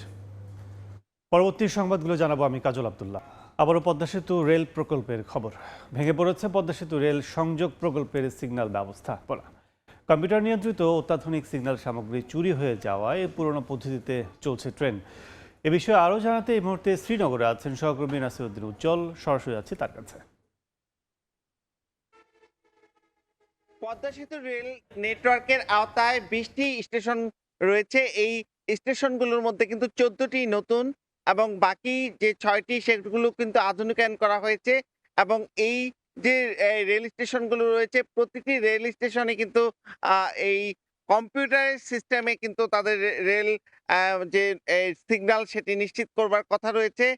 কিন্তু দফায় দফায় যে চুরি হচ্ছে, এই চুরির কারণে কিন্তু সমস্যা হয়েছে। এখন ম্যানুয়ালি যে তাদের সিগন্যাল দিতে হচ্ছে, যেটি বড় দুর্ঘটনার কারণ হতে পারে। এবং এই যে দীর্ঘ রেলপথ, সেই রেলপথের যে স্টেশনগুলো রয়েছে, যেমন এখানে আমরা যেখানে আছি শ্রীনগর রেলওয়ে স্টেশন, এই স্টেশনটিতে কিন্তু মাত্র 2টি ট্রেন কিন্তু এখানে থামে এবং যেটি লোকাল ট্রেন এবং আরেকটি ট্রেনও সেটি যে দূরপাল্লার ট্রেন। এই 2টি ট্রেন থামবার কারণে তারা বলছেন যে এই সময়ে যে তাদের নিরাপত্তা রক্ষী রয়েছে, সেই নিরাপত্তা রক্ষী কিন্তু 2025 সালের পরে আর এখানে নেই। তারা বলছেন যে প্রকল্প শেষ হওয়ার পরেও কিন্তু এখান থেকে নিরাপত্তা রক্ষী সরিয়ে নেওয়া হয়েছে এবং এই সরিয়ে নেওয়ার পরেই কিন্তু চুরির ঘটনা বেড়েছে এবং এর আগেও কিন্তু চুরি হয়েছে। তবে প্রকল্প শেষ হওয়ার পর এই চুরির সংখ্যাটি বেড়ে যাবার কারণেই এই সমস্যা কথা তারা বলছেন। এবং এই যে মূল্যবান এসব সিগন্যাল সুরক্ষার ব্যাপারে কিন্তু তাদের কার্যকরী কোনো পদক্ষেপ নেই। এবং এই শ্রীনগর স্টেশনের পরে কিন্তু মাওয়া স্টেশন, সেই স্টেশনও কিন্তু একই অবস্থা, ম্যানুয়ালি তাদের সিগন্যাল দিতে হচ্ছে। এবং এর শ্রীনগর স্টেশন থেকে ঢাকার পথে কিন্তু রয়েছে নিমতলা স্টেশন, সেই স্টেশনেও কিন্তু এই চুরির ঘটনার কারণে ট্রেন ম্যানুয়ালি চলতে হচ্ছে। এবং এই ম্যানুয়ালি চলার কারণেই তারা বলছেন যে তাদের যে সেই মান্দাত্তা আমলের পদ্ধতি সেটি তাদের ব্যবহার করতে হচ্ছে। একই সঙ্গে কিন্তু তাদের যে এক স্টেশন থেকে আরেক স্টেশনে যোগাযোগের যে ইন্টারনাল যে তাদের সিস্টেম সেটিও কিন্তু ভেঙে পড়েছে এবং এখানে যে পদ্মা সেতু ঘিরে যে রেল নেটওয়ার্কের নতুন সম্ভাবনা জাগরুক হয়েছে সেই সম্ভাবনাকে কাজে লাগানোর জন্য কিন্তু এই যে অত্যাধুনিক রেল সিগন্যাল সেটিকে চালু রাখবার জন্য যেমন নিরাপত্তার পাশাপাশি যে চোর চক্র যারা রয়েছে এদেরকে কিন্তু মানে আইনের আওতায় আনবার ক্ষেত্রে কিন্তু রেল পুলিশের কোনো তৎপরতা লক্ষ্য করা যায়নি। স্থানীয় যে পুলিশ বলছেন যে এই রেলের যে নিরাপত্তা সেটির দায়িত্ব কিন্তু স্থানীয় পুলিশকে দেওয়া হয়নি এবং সেটি রেল পুলিশের দায়িত্বে রয়েছে। কিন্তু এই ব্যাপারে যে চুরি বন্ধের জন্য যে কার্যকরী পদক্ষেপ সেই ব্যাপারেও কিন্তু এই রেল কর্তৃপক্ষের উদাসীনতাকে দায়ী করছেন স্থানীয়রা এবং তারা বলছেন যে এই যে মুন্সিগঞ্জ জেলার মধ্যে 3টি স্টেশন রয়েছে, এরপরে মাদারীপুর, শরীয়তপুর এবং ফরিদপুর, গোপালগঞ্জ হয়ে একদম খুলনা পর্যন্ত যে স্টেশনগুলো রয়েছে প্রতিটি স্টেশনে কিন্তু তারা বলছেন যে একরকম অলস পড়ে আছে এবং এই স্টেশনগুলোকে কাজে লাগালে কিন্তু এই নিরাপত্তার অনেক কিছুই তারা বলছেন যে প্রতিরোধ করা সম্ভব। এই অলস পড়ে থাকার কারণেও কিন্তু সমস্যা তৈরি হচ্ছে এবং পদ্মা সেতু রেল নেটওয়ার্কের যে এই অঞ্চলের রেলের সঙ্গে যে মানুষের রাজধানীর সঙ্গে যুক্ত করার যে বিস্ময়কর যে সম্ভাবনা সেটিকে কাজে লাগানোর ক্ষেত্রে রেল কর্তৃপক্ষ যথাযথ কার্যকরী পদক্ষেপ নিতে পারছে না বলেও কিন্তু অভিযোগ রয়েছে যে এই কোটি কোটি টাকার স্টেশনগুলোকে অলস ফেলে রাখা আর কারণে কিন্তু এইসব চুরির কারণ হয়ে দাঁড়িয়েছে এবং তারা বলছেন যে এই পদ্মা সেতু থেকে যে রাজধানী ঢাকা থেকে এই পদ্মা সেতু হয়ে যে খুলনা পৌঁছানোর ক্ষেত্রে কিন্তু 418 কিলোমিটার মতো পথ ছিল সেটা কিন্তু কমে 199 কিলোমিটারে চলে আসছে এবং 3.5 ঘন্টায় যে রাজধানী ঢাকা থেকে খুলনা এবং বেনাপোল পৌঁছে যাওয়া যাচ্ছে এটি অনেক বড় সম্ভাবনা এবং এই অঞ্চলে অর্থনীতিতেও বড় কিন্তু প্রভাব ফেলছে এবং এই যে ট্রেনে করে যাতায়াতের পাশাপাশি যে মালামাল পরিবহনের ক্ষেত্রেও কিন্তু অনেক সম্ভাবনা এবং ট্রান্স এশিয়ার রেল নেটওয়ার্কের সঙ্গে যুক্ত হওয়ার সম্ভাবনা রয়েছে। কিন্তু এই কাজগুলোর ক্ষেত্রে এখানে রেল সংখ্যা বাড়ানোর ব্যাপারে কিন্তু তাগিদ দিয়েছেন। একই সঙ্গে এই নিরাপত্তা কর্মীদের যে দায়িত্বশীল আচরণের ব্যাপারেও কিন্তু প্রশ্ন উঠেছে। এই ছিল মুন্সিগঞ্জ থেকে রেল নেটওয়ার্কের সবশেষ। সংস্কারের অভাবে বেহাল দশা জামালপুরের মাদারগঞ্জের 2টি সেতুর। ভেঙে গেছে দুপাশের রেলিং, হাঁটার পথ হলেও চলছে হালকা ও মাঝারি যানবাহন। এদিকে সেতু দুটি অরক্ষিত হয়ে যাওয়ায় প্রায় ঘটছে দুর্ঘটনা। তবে উপজেলা প্রশাসনের সঙ্গে সমন্বয় করে এডিপির প্রকল্পের মাধ্যমে সংস্কারের আশ্বাস এলজিইডির। জাহাঙ্গীর আলমের পাঠানো তথ্য ও আবুল কালাম আজাদের ছবি নিয়ে রিপোর্ট। পায়ে হাঁটার সরু সেতু, ভেঙে গেছে দুপাশের রেলিং, যানবাহন ওঠার কথা না থাকলেও চলছে হালকা ও মাঝারি যানবাহন। 1998 সালে জামালপুরের মাদারগঞ্জ উপজেলার তেঘরিয়া উত্তরপাড়া ও কাটাখালী এলাকায় খাল পাড়াপাড়ে পায়ে হাঁটা 2টি সেতু নির্মাণ করা হয়। গত 28 বছরে সংস্কার না হওয়ায় ভেঙে গেছে রেলিং। ফুটব্রিজে কোনো যানবাহন চলাচল করার কথা না, তারপরও সাইকেল, মোটরসাইকেল, পণ্যবাহী ভ্যান সহ অন্যান্য হালকা ও মাঝারি যানবাহনও চলাচল করছে। এদিকে সেতু দুটি অরক্ষিত হয়ে যাওয়ায় প্রায়ই ঘটছে দুর্ঘটনা। সেতু সম্প্রসারণ ও সংস্কারের দাবি এলাকাবাসীর। দীর্ঘদিন ধরে এই ঘাটারগুলো ভাঙ্গা, শিশু বাচ্চারা আছে যারা স্কুলে যায়, এদের জন্য অনেকটা রিস্ক হয়ে যায়। কিছুদিন আগে একটা অ্যাক্সিডেন্ট হয়ে একটা বাচ্চা নিচে পড়ে গেছিল। ব্রিজ থরথরে কাঁপে, ব্রিজটা কোন সময় ভাঙে যায়। একটা হুন্ডা যদি আসে আমরা গাড়ি পার করা যায় না। গরু নিয়ে আসতে গরু দৌড় মেরে ব্রিজ থেকে পড়ে যায়, হাত পাশে ভেঙে কাতর হয়ে পড়ছে। উপজেলা প্রশাসনের সঙ্গে সমন্বয় করে এডিপির প্রকল্পের মাধ্যমে সংস্কারের আশ্বাস সংশ্লিষ্ট কর্মকর্তার। ব্রিজগুলি পরিদর্শন করেছি, ওখানে দেখতে পেয়েছি যে ব্রিজের রেলিংগুলো ভাঙ্গা। তো আমি ইউনো মহাদের সঙ্গে আলাপ করে এডিপি প্রকল্প থেকে জিনিসগুলো মেরামত করার ব্যবস্থা নিব। 2টি ফুটব্রিজ দিয়ে প্রতিদিন মাদারগঞ্জ উপজেলার 15টি গ্রামের অন্তত 30,000 মানুষ চলাচল করেন। সময় সংবাদ, জামালপুর। হাজার কোটি টাকা ব্যয়ে বগুড়ায় 230 কিলোমিটার নদী পুনর্খনন ও তীর রক্ষা প্রকল্পের কাজ হাতে নিয়েছে সরকার। এর মাধ্যমে করতোয়া, ইছামতি ও গজারি নদীতে আবারও পানির স্বাভাবিক প্রবাহ ফিরবে।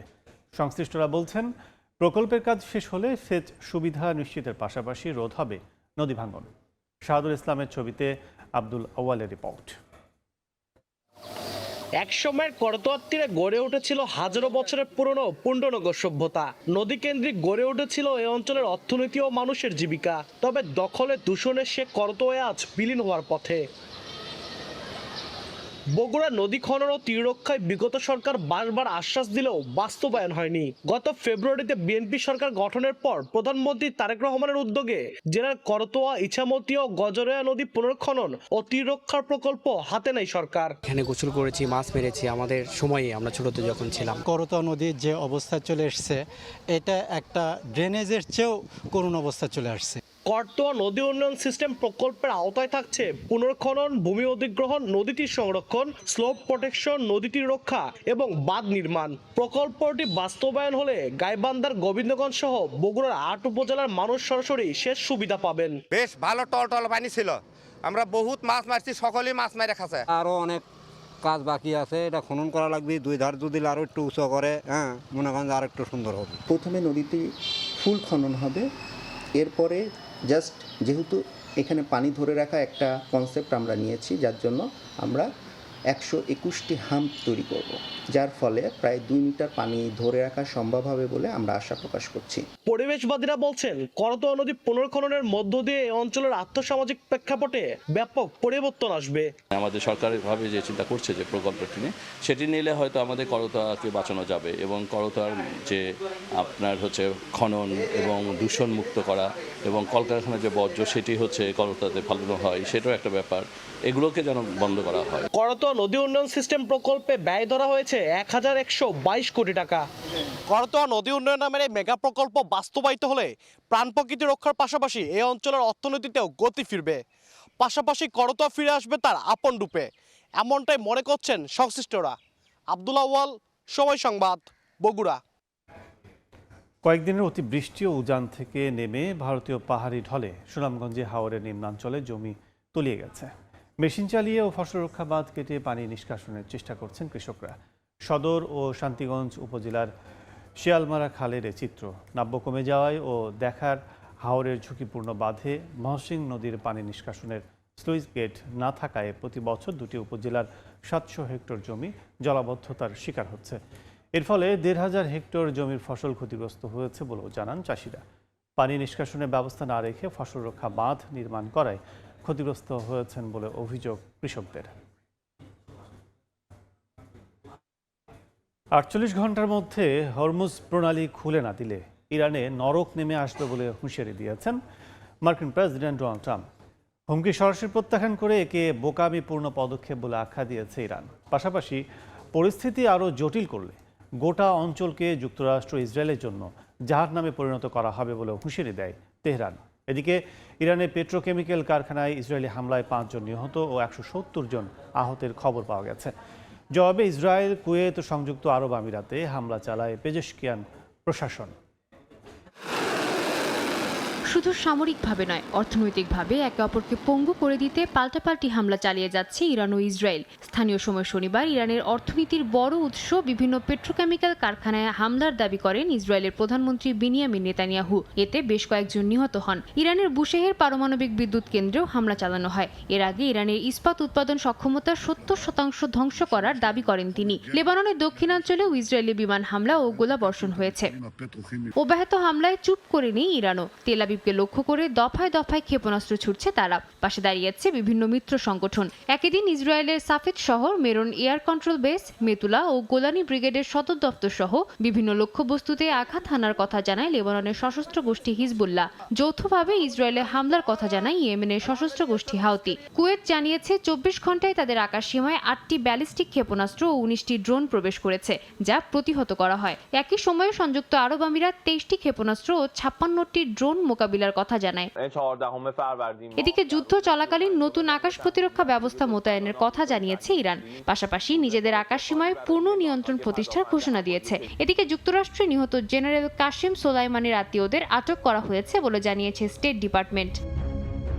মধ্যপ্রাচ্য সংঘাতে সবচেয়ে গুরুত্বপূর্ণ দিক হয়ে উঠেছে হরমুজ প্রণালী নিয়ে মার্কিন প্রেসিডেন্ট ডোনাল্ড ট্রাম্পের হুঁশিয়ারি। 48 ঘন্টার সময়সীমা বেঁধে দিয়ে ট্রাম্প বলেন ইরানকে হরমুজ খুলে দিতে হবে, না হলে তাদের উপর নরক নেমে আসবে। বার্তায় আগের 10 দিনের আলটিমেটামের কথা স্মরণ করিয়ে দিয়ে মার্কিন প্রেসিডেন্ট বলেন সময় ফুরিয়ে আসছে। ইরানের কেন্দ্রীয় সামরিক কমান্ড সরাসরি এই হুমকি প্রত্যাখ্যান করেন ও একে অসহায় ও বোকামিপূর্ণ পদক্ষেপ আখ্যা দেন। তারা স্পষ্ট জানান এমন চাপ প্রয়োগে তেহরান নতি স্বীকার করবে না, এমনকি যুদ্ধ বিস্তৃত করলে যুক্তরাষ্ট্র ও ইসরায়েল জন্য গোটা অঞ্চলকে জাহান্নামে পরিণত করা হবে বলেও হুঁশিয়ারি দেওয়া হয়। সাদিয়া তাসনিম, সময় সংবাদ। ইরান যুদ্ধের উত্তাপ এখন আর মধ্যপ্রাচ্যের মানচিত্রে সীমাবদ্ধ নেই। হরমুজ প্রণালীতে ট্যাঙ্কার চলাচল বন্ধ হয়, বিশ্ববাজারে তেলের সরবরাহ কমছে রেকর্ড হারে।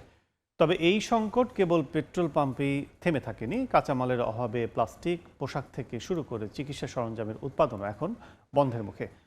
আধুনিক সভ্যতা যে কতটা তেলের উপর নির্ভরশীল, এক যুদ্ধেই তা হাড়ে হাড়ে টের পাচ্ছে বিশ্ববাসী। মধ্যপ্রাচ্যের রণক্ষেত্রে কামানের গর্জন যত বাড়ছে, পাল্লা দিয়ে ততই দীর্ঘ হচ্ছে বিশ্বজুড়ে সাধারণ মানুষের দীর্ঘশ্বাস। হরমুজ প্রণালী বন্ধ হয়ে যাওয়ায় বৈশ্বিক তেলের সরবরাহ কমেছে প্রায় 20%, যার সরাসরি প্রভাব পড়ছে শিল্প উৎপাদনে। প্লাস্টিক, পলিস্টার আর রাবারের মতো কাঁচামাল উধাও হয়ে যাওয়ায় জুতা থেকে শুরু করে স্মার্টফোন সবকিছুর উৎপাদন এখন মুখ থুবড়ে পড়ছে। জ্বালানি সংকটের সবচেয়ে ভয়াবহ রূপ দেখা যাচ্ছে চিকিৎসা আর জীবনযাত্রার নিত্যপণ্যে। জাপানে প্লাস্টিক টিউবের অভাবে কিডনি রোগীদের ডায়ালাইসিস সেবা ব্যাহত হচ্ছে। অন্যদিকে দক্ষিণ কোরিয়ায় হাহাকার পড়েছে সাধারণ ময়লা ফেলার ব্যাগ নিয়ে। মালয়েশিয়ায় বন্ধ হচ্ছে গ্লাভস কারখানা। অবস্থা এমন দাঁড়িয়েছে যে কেবল যাতায়াত নয়, জীবন বাঁচানোর ন্যূনতম সরঞ্জাম জোগাতেও হিমশিম খাচ্ছে উন্নত দেশগুলো। অর্থনীতিবিদরা বলছেন এটি কেবল জ্বালানি সংকট নয়, বরং সবকিছুরই সংকট। বিয়ারের বোতল, চিপসের প্যাকেট কিংবা শিশুদের খেলনা, প্রতিটি পণ্যেই ব্যবহৃত তেলের উপজাত আজ দুষ্প্রাপ্য। মুদ্রাস্ফীতির পারদ আকাশচুম্বী হওয়ায় সাধারণ মানুষের ক্রয় ক্ষমতা এখন তলানিতে। সরবরাহ ব্যবস্থা স্বাভাবিক না হলে বিশ্ব এক অন্ধকার মন্দার দিকে ধাবিত হচ্ছে, যার শেষ কোথায় কারো জানা নেই। যুদ্ধের ময়দান থেকে হাজার মাইল দূরে বসেও প্রতিটি মানুষ আজ আগুনের আঁচ টের পাচ্ছে নিজের পকেটে। তেলের এই খরা যদি দীর্ঘায়িত হয়, তবে আধুনিক বিশ্বের চাকা যে স্থবির হয়ে যাবে, সেই বার্তাই দিচ্ছে বর্তমান প্রেক্ষাপট। রবিউল ইসলাম আওলাদ, সময় সংবাদ। ইরান যুদ্ধে আকাশপথে বড়সড় ধাক্কা খেল পরাশক্তি যুক্তরাষ্ট্র। একের পর এক বিধ্বস্ত হচ্ছে মার্কিন যুদ্ধ বিমান ও রিফুয়েলিং এয়ারক্রাফট। সবশেষ গতকাল শুক্রবার আরও 2টি বিমান হারিয়ে এ পর্যন্ত যুক্তরাষ্ট্রের মোট 7টি সামরিক উড়োজাহাজ ধ্বংস হলো। রণক্ষেত্রে ওয়াশিংটনের জন্য পরিস্থিতি ক্রমেই জটিল হয়ে উঠছে। একের পর এক বিমান হারানোয় মধ্যপ্রাচ্যের আকাশে মার্কিন আধিপত্য এখন বড় চ্যালেঞ্জের মুখে।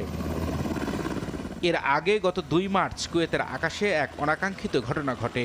দেশটির নিজস্ব আকাশ প্রতিরক্ষা ব্যবস্থার যান্ত্রিক ত্রুটির কারণে 3টি মার্কিন F-15 যুদ্ধবিমান ভুলবশত ভূপাতিত হয়। যদিও সেই ঘটনায় 3টি বিমানের 6 জন ক্রু সদস্যই প্যারাসুট দিয়ে নিরাপদে বেরিয়ে আসতে সক্ষম হয়েছিলেন। তবে 12 মার্চের ঘটনায় ইরাকের আকাশে একটি KC-135 রিফুয়েলিং উড়োজাহাজ বিধ্বস্ত হয়ে নিহত হন বিমান বাহিনীর 6 সদস্য। গত 27 মার্চ সৌদি আরবের প্রিন্স সুলতান বিমান ঘাঁটিতে সরাসরি আঘাত হানে ইরানি ক্ষেপণাস্ত্র। সেই হামলায় রানওয়েতে থাকা একটি E-3 সেন্ট্রি নজরদারি উড়োজাহাজ পুরোপুরি ধ্বংস হয়ে যায়। সূত্রগুলো জানিয়েছে ওই একই হামলায় যুক্তরাষ্ট্রের আরও একটি রিফুয়েলিং উড়োজাহাজ মারাত্মকভাবে ক্ষতিগ্রস্ত হয়েছে। এছাড়া গত মাসে ইরানের আকাশ প্রতিরক্ষা ব্যবস্থার হামলায় ক্ষতিগ্রস্ত হয়ে একটি F-35 যুদ্ধবিমান জরুরি অবতরণ করতে বাধ্য হয়। সব মিলিয়ে আকাশপথে একের পর এক ক্ষয়ক্ষতির হিসেব এখন কষতে হচ্ছে হোয়াইট হাউসকে। প্রযুক্তিতে শ্রেষ্ঠত্বের দাবি করলেও ইরানের প্রতিরোধের মুখে মার্কিন বিমান বাহিনীর এই ক্ষয়ক্ষতি এখন বিশ্বজুড়ে আলোচনার বিষয়। রবিউল ইসলাম আওলাদ, সময় সংবাদ।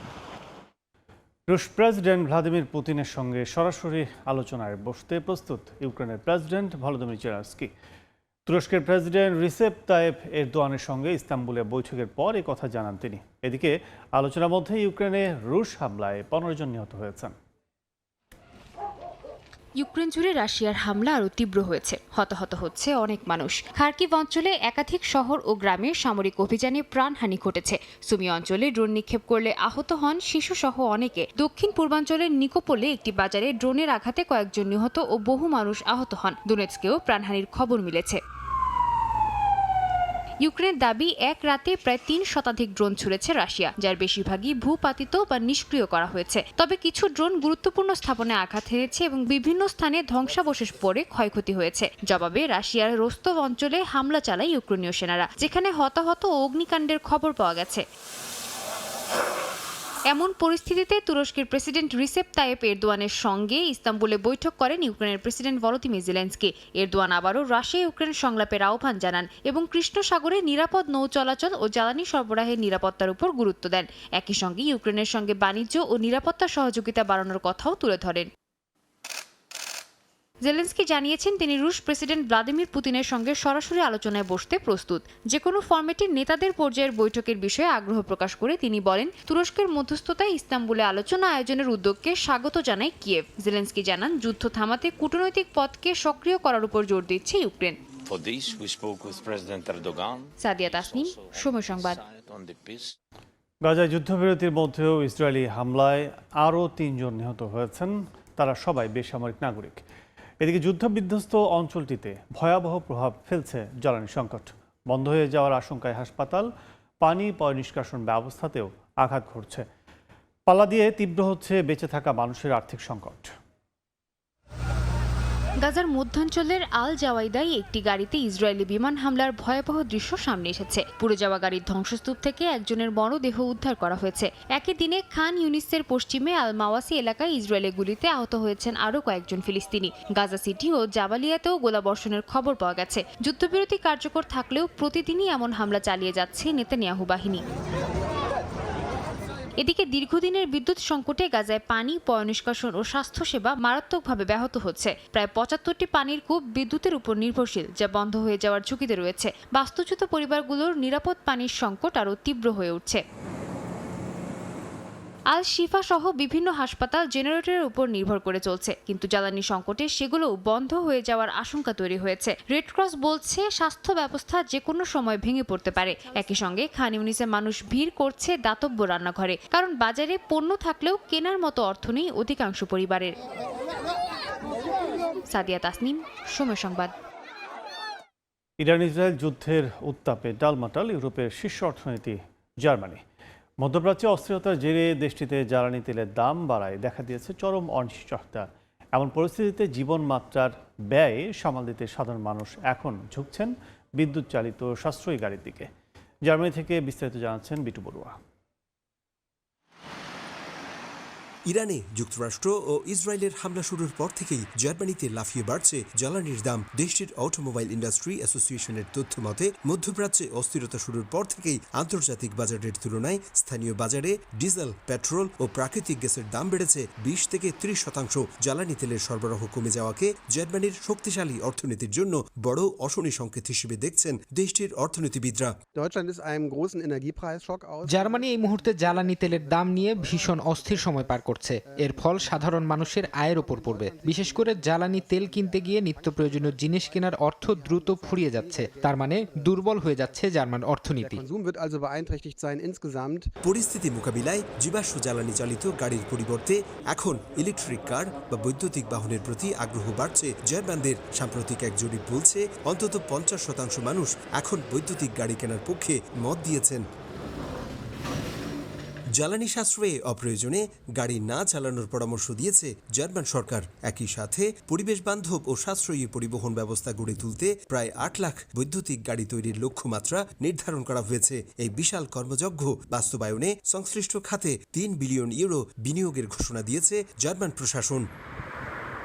যুক্তরাষ্ট্র, ইসরায়েল ও ইরান যুদ্ধের কারণে শুধু জার্মানি কিংবা ইউরোপ নয়, এখন মুদ্রাস্ফীতির কবলে পড়ে কঠিন সময় পার করছে গোটা বিশ্ব। অর্থনীতিবিদ ও জ্বালানি শক্তি নিয়ে কাজ করছে এমন সংস্থাগুলো বলছে, মধ্যপ্রাচ্যে অস্থিরতা না কমলে এবং ইরানে শান্তি ফিরে না আসলে বিপদ আরও ভয়াবহ রূপ ধারণ করতে পারে। জার্মানি থেকে বিটু বড়ুয়া, সময় সংবাদ। চলমান যুদ্ধের প্রভাব মারাত্মকভাবে পড়তে শুরু করেছে পর্তুগালের জনজীবনে। জ্বালানি তেলের মূল্যের অস্বাভাবিক ঊর্ধ্বগতির পাশাপাশি বাড়ছে নিত্য প্রয়োজনীয় পণ্যের দাম।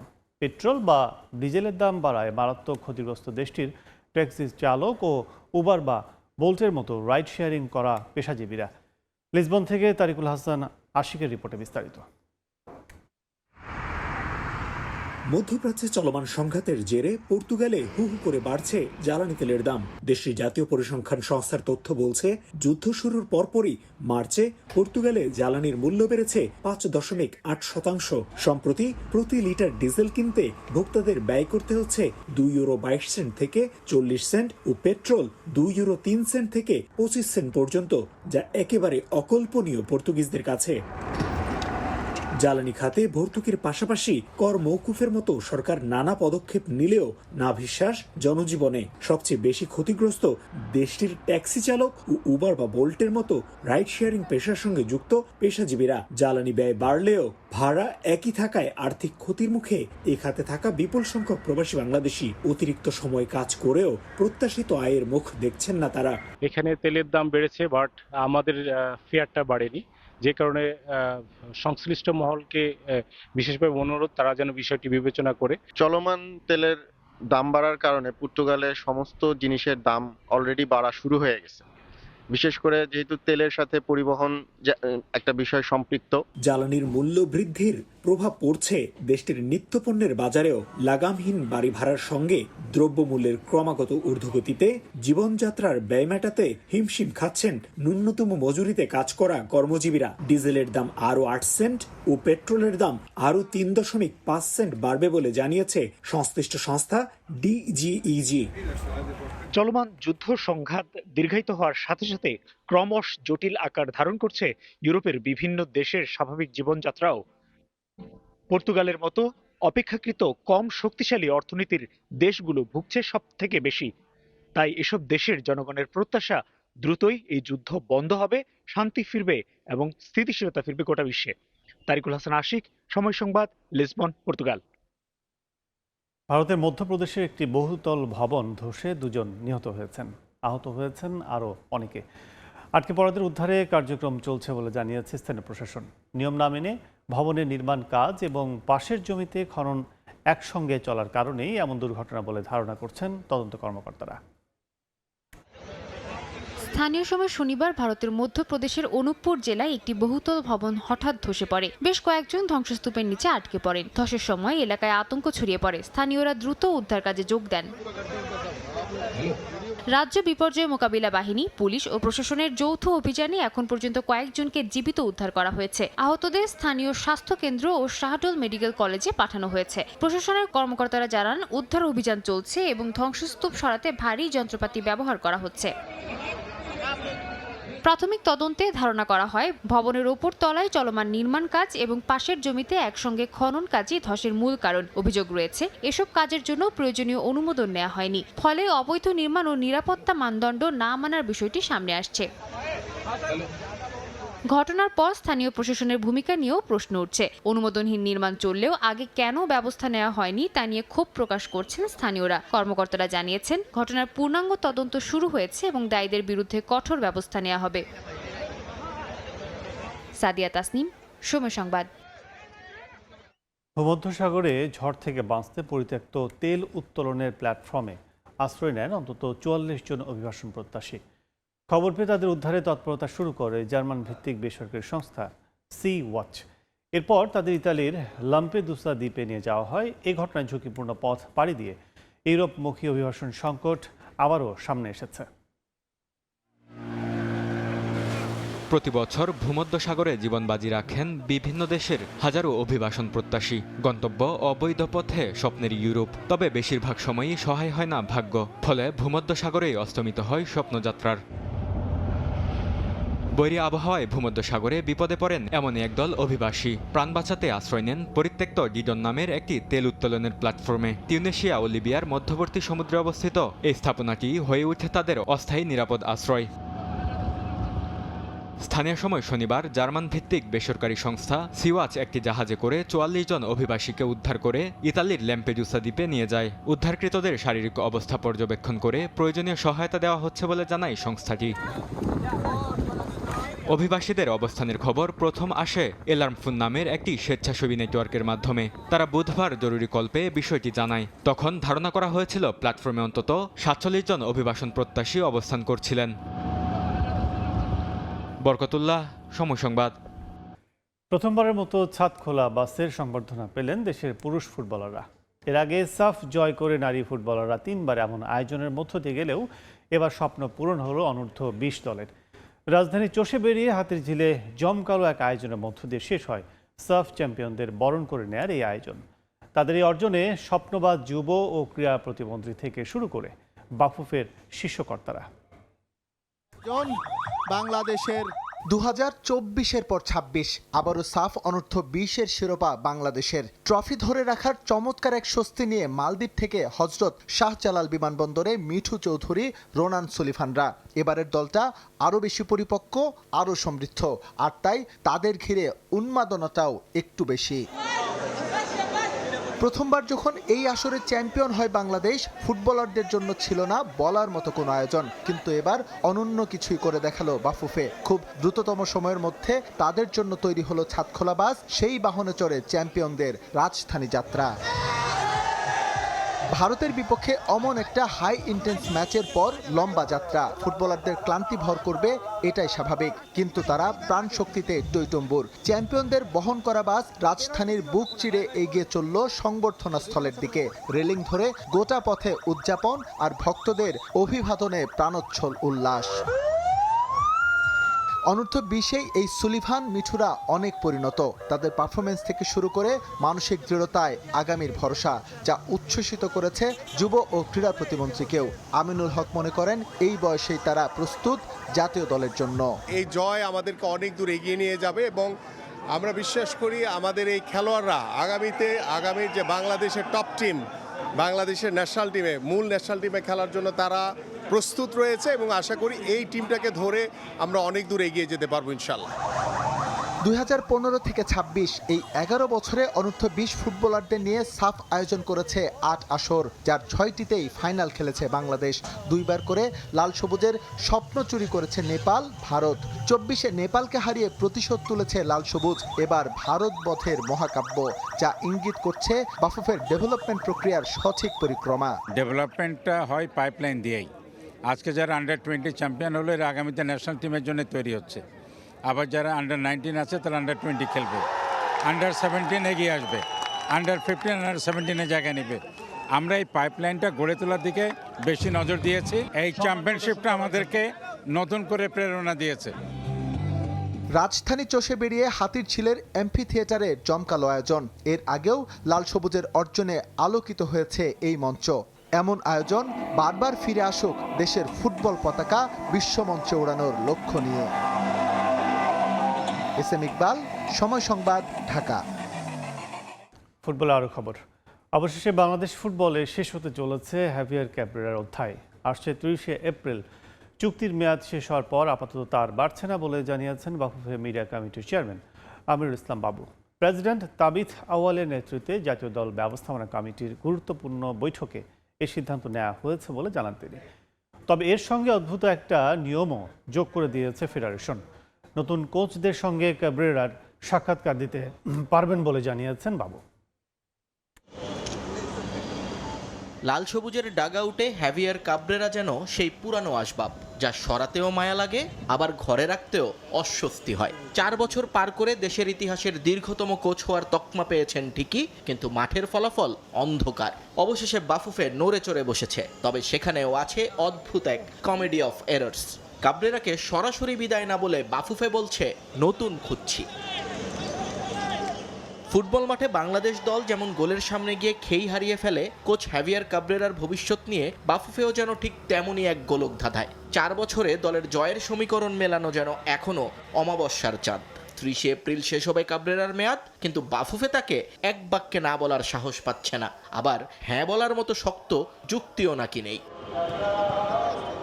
দীর্ঘতম সময় কোচের চেয়ার দখল করে রাখা স্পেনিয়ার্ডকে নিয়ে বাফুফের ন্যাশনাল টিমস কমিটির শনিবারের বৈঠকটা ছিল অনেকটা ব্রেকআপ না করে স্পেস চাওয়ার মতো। বাফুফের সভাপতি তাবিথ আওয়ালের উপস্থিতিতে বৈঠক থেকে তাই সিদ্ধান্ত এলো আপাতত বাড়ছে না চুক্তির মেয়াদ। এই চুক্তি 30 তারিখে শেষ হবে। যার পরিপ্রেক্ষিতে আমরা এখন থেকেই আমরা নতুন কোচের সন্ধান আমরা নেমেছি। তাকে বাদ দিয়ে ভাবতেছি না কিংবা তাকে নিয়েই চিন্তা করতেছি তা না, কিন্তু এখানে সবচেয়ে বড় ব্যাপারটা হচ্ছে যে আমাদের তার সঙ্গে কিন্তু আরও 1 মাসের চুক্তি আসছে। 30শে এপ্রিল আমাদের চুক্তি শেষ হবে, যার জন্য এখন থেকেই কিন্তু আমরা তার আরও বেটার কিছু আমরা চেষ্টা করতেছি।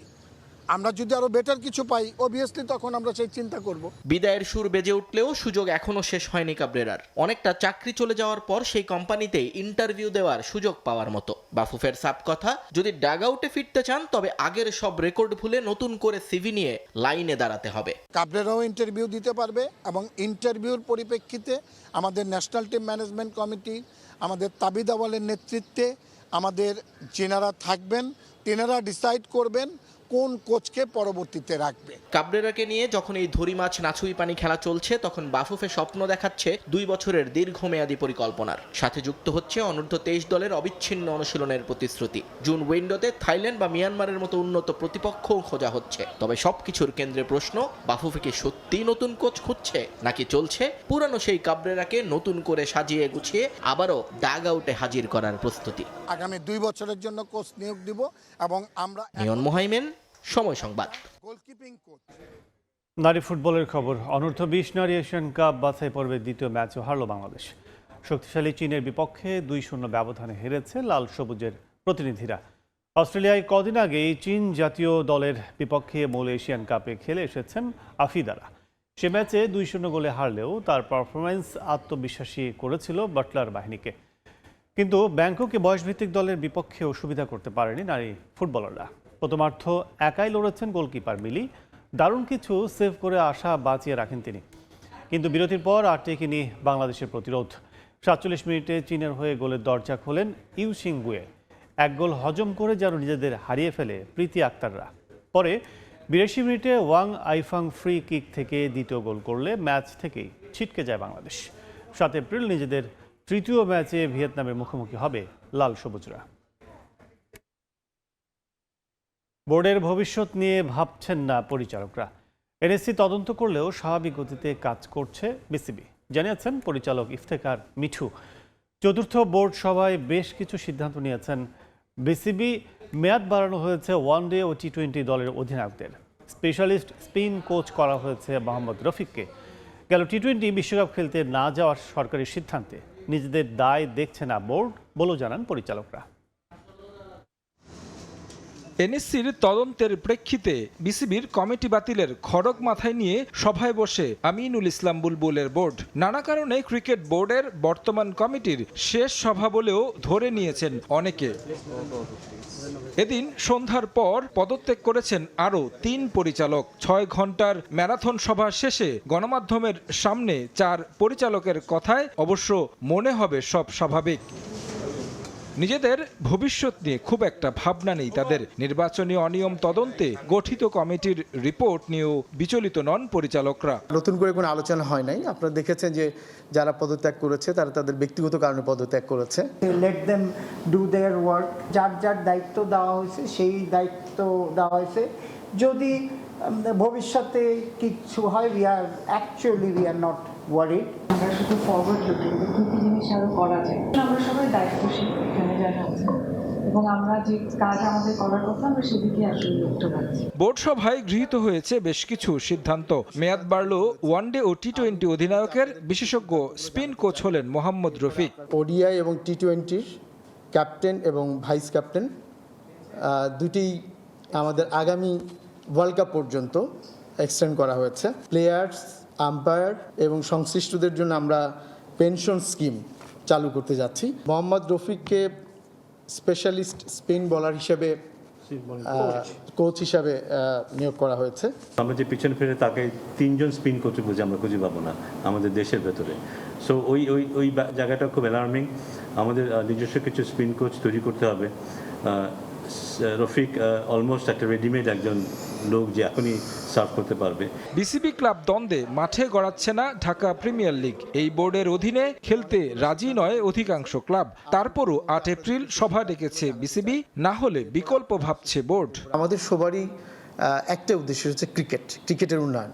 তো আমরা মনে করি যে এবং আমরা আশাও করি যে আমাদের এই আহ্বানে সবাই সাড়া দিবেন, সবগুলো ক্লাবই অংশগ্রহণ করবেন। যদি হ্যাঁ এরকম যদি হয়েই যায় তাহলে তখন আমরা বিকল্প ভাবব। মুস্তাফিজ ইস্যু থেকে ভারতের সঙ্গে সম্পর্কের অবনতির শুরু, তারপর জল গড়িয়েছে অনেক দূর। সামনে বাংলাদেশ নারী দলের ভারতে, ভারত পুরুষ দলের বাংলাদেশে আসার কথা।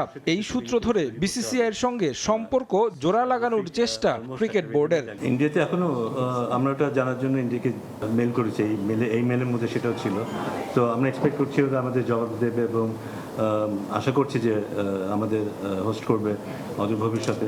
এবং আমরা জানি যে বিশ্বকাপে ঘিরে কিছুটা ওদের সাথে সম্পর্কে কিছুটা অবনতি হয়েছে, এটা তো অবশ্যই।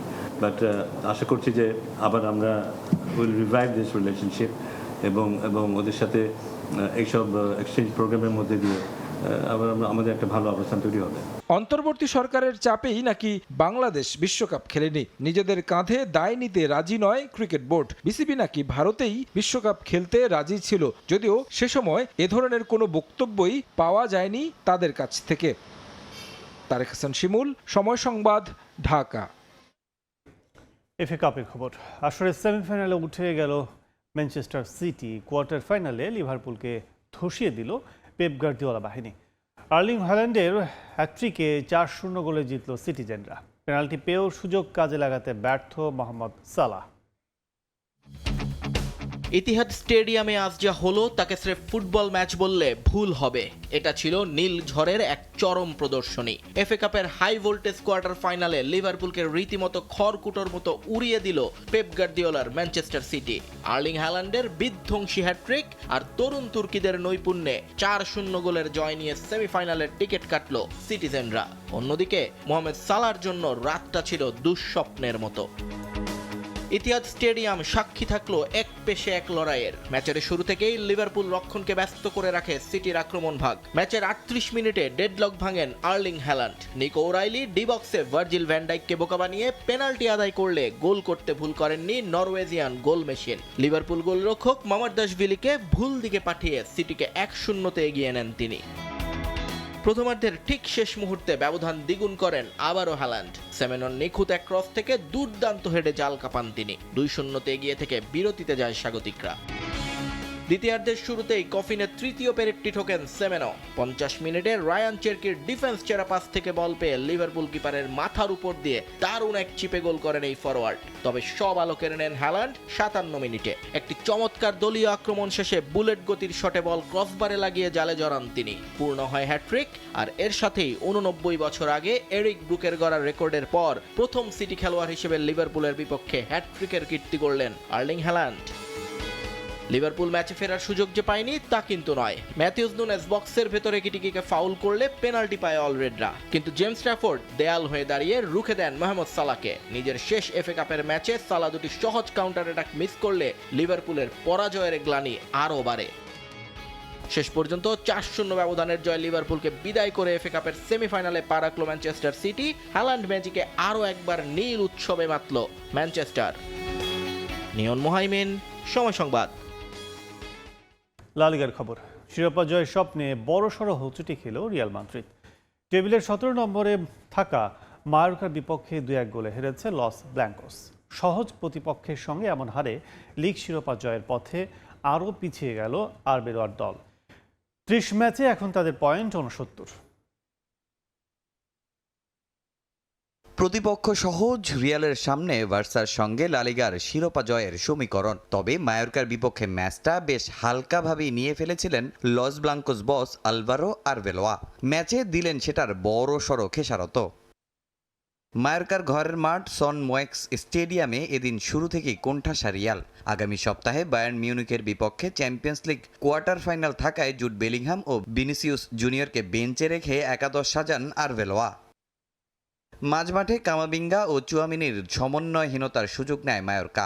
41 মিনিটে মানু মোরালেনেসের নিখুঁত শট, বল জালে জড়ালে স্তব্ধ হয়ে যায় রিয়ালের ডাগআউট। 1-0 পিছিয়ে বিরতিতে যায় রিয়াল মাদ্রিদ। দ্বিতীয়ার্ধের 60 মিনিটে বাধ্য হয়ে মাঠে নামানো হয় দলের 2 প্রাণভোমরাকে। বেলিংহাম মাঠে আসার পর রিয়ালের আক্রমণের ধার বাড়ে। 84% বল পজিশন ধরে রেখে একের পর এক আক্রমণ চালায় লস ব্লাঙ্কোস। ম্যাচের 88 মিনিটে আসে সেই কাঙ্ক্ষিত মুহূর্ত। দুর্দান্ত এক হেডে গোল করেন মিলিতাও। 1-1 সমতায় ম্যাচে ফেরে রিয়াল। কিন্তু ম্যাচের নাটকের তখনও বাকি ছিল অনেক। যোগ করা সময়ের 2য় মিনিটে রিয়ালের ডিফেন্সের ভুলে বল পেয়ে যান বেদাত মারিকি। থিবো কর্তোয়াকে একা পেয়ে ঠান্ডা মাথায় বল জালে পাঠান এই কসবোর ফরওয়ার্ড। 2-1 গোলে জয় নিশ্চিত হয় মায়োরকার। টানা 5 ম্যাচ জেতার পর প্রথম পরাজয়ের স্বাদ পেল রিয়াল। এর আগে 2019 ও 2023 সালেও এই মাঠে মায়োরকার বিপক্ষে হেরেছিল রিয়াল মাদ্রিদ। ম্যাচের পরিসংখ্যানে রিয়াল মাদ্রিদ এগিয়ে থাকলেও কাজের কাজটি করেছে মায়োরকা। রিয়ালের 20 অন টার্গেট শটের বিপরীতে মায়োরকার গোলমুখে শট ছিল মাত্র 4টি। এ হারের ফলে 30 ম্যাচে 69 পয়েন্ট নিয়ে দ্বিতীয় স্থানে রইল রিয়াল। তবে লিগ টেবিলের সমীকরণ এখন রিয়ালের জন্য অনেকটাই কঠিন। ঘরোয়া লিগের এই ব্যর্থতা বলে এখন রিয়ালের নজর ইউরোপের শ্রেষ্ঠত্বের মঞ্চে। বায়ার্নের বিপক্ষে মাঠে নামার আগে এই পরাজয় কি রিয়ালের মনোবলে চির ধরাবে নাকি ঘুরে দাঁড়ানোর রসদ যোগাবে, সেটাই এখন দেখার বিষয়। তামিম হোসেন, সময় সংবাদ। ঘরের মাঠে বিশ্বমঞ্চে সবচেয়ে বড় আসরে নিজ দলের খেলা দেখতে মুখিয়ে আছেন কানাডার দর্শকরা। ফিফা বিশ্বকাপকে সামনে রেখে শেষ হয়েছে টরন্টো স্টেডিয়ামের সংস্কার কাজ। সব ঠিক থাকলে এ মাঠে 12 জুন কানাডা এবং বসনিয়া ও হার্জেগোভিনার ম্যাচ দিয়ে বিশ্বকাপের আয়োজক হিসেবে নাম লেখাবে কানাডা। টরন্টোর এক্সিবিশন প্লেসে অবস্থিত এই স্টেডিয়ামের প্রস্তুতির খবর জানাচ্ছেন রাশেদ লিমন। বিশ্ব আসরের জন্য প্রস্তুত মঞ্চ। ফুটবল দুনিয়ার সবথেকে বড় উৎসব আয়োজনে প্রস্তুত 3 আয়োজক, যুক্তরাষ্ট্র, কানাডা আর মেক্সিকো। সেই ধারাবাহিকতায় কানাডার টরন্টো এক্সিবিশন প্লেসের টরন্টো স্টেডিয়ামের বড় ধরনের উন্নয়ন কাজ শেষ হয়েছে।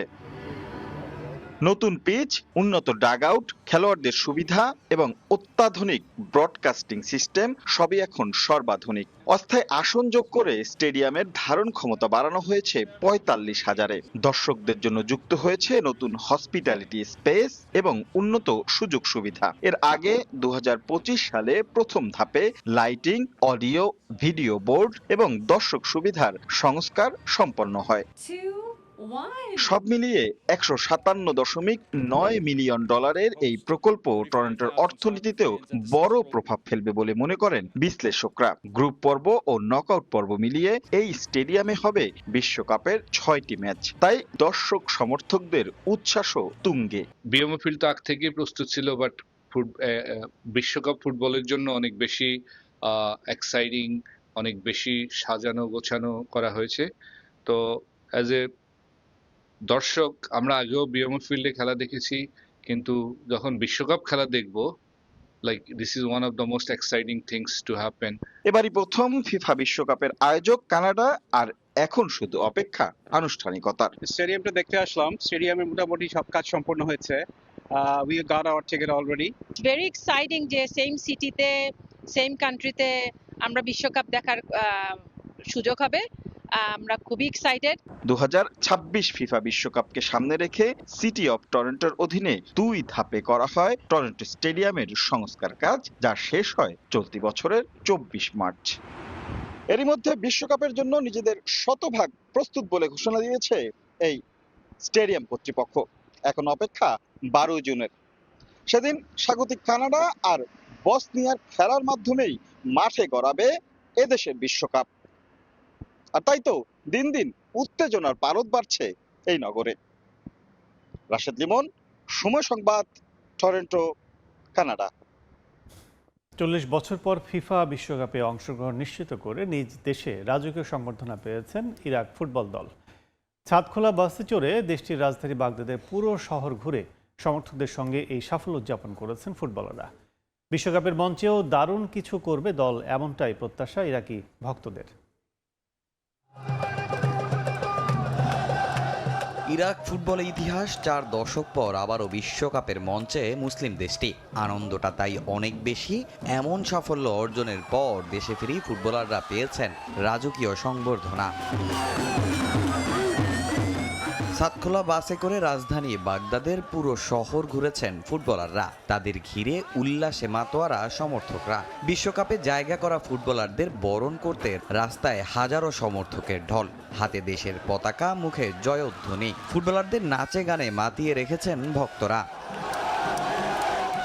উত্তর মেক্সিকোতে বাছাইয়ের প্লে অফ ম্যাচে আলী আল হামাদি আর আইমান হুসাইনের গোলে 2-1 বলিভিয়াকে হারিয়ে দ্বিতীয়বারের মতো বিশ্বকাপের টিকিট নিশ্চিত করেছে ইরাক। এই দুই ফুটবলারকে দেখতে একটু বেশি আগ্রহী ছিলেন ভক্তরা। এছাড়া পুরো জাতীয় দলটাই এখন দেশের মানুষের জন্য সবচেয়ে বড় অনুপ্রেরণা। ইরান যুক্তরাষ্ট্রের যুদ্ধের প্রভাবে দেশে চলা অস্থিরতার মাঝে মানুষ এটা দিয়ে খুঁজে নিয়েছেন আনন্দ।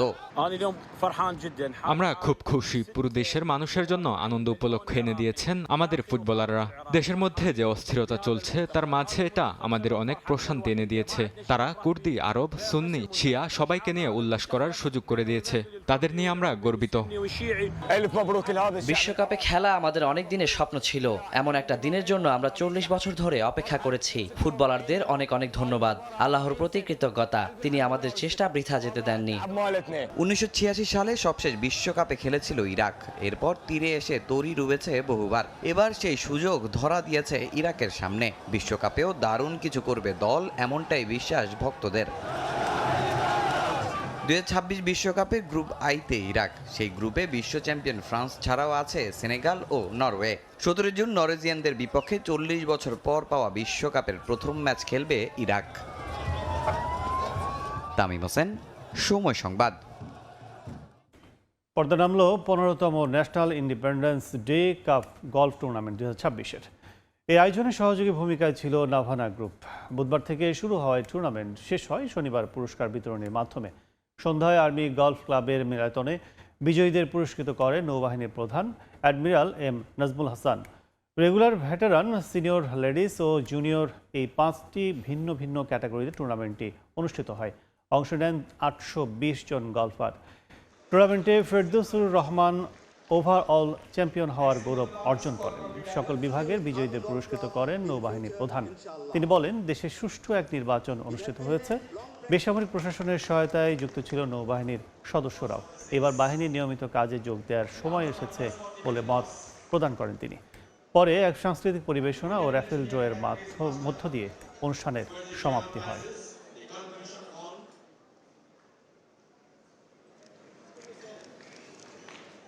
এ পর্যায়ে শীর্ষ সংবাদগুলো জানিয়ে দিচ্ছে আরেকবার। নিরবিচ্ছিন্ন জ্বালানি চান ব্যবসায়ীরা। প্রধানমন্ত্রীর সঙ্গে বৈঠক। দ্রুত গভীর সমুদ্র বন্দর ও 3rd টার্মিনাল চালুর তাগিদ। চাপ সামলাতে বাজেট সহায়তা দেবে চীন। হরমুজ প্রণালীতে আটকা চালান। ক্রুড অয়েল সংকটে বন্ধের শঙ্কা ইস্টার্ন রিফাইনারি। এপ্রিলের মাঝামাঝি আসবে 1 লাখ টন। পরিশোধিত জ্বালানি সরবরাহ নিশ্চিতে জোর। হামের প্রকোপ সারা দেশে, আরও 5 শিশুর মৃত্যু। 30 উপজেলায় টিকাদান শুরু আজ। প্রথমে পাবে 6 থেকে 59 মাস বয়সীরা। উপসর্গ থাকলে দেয়া হবে ভিটামিন এ।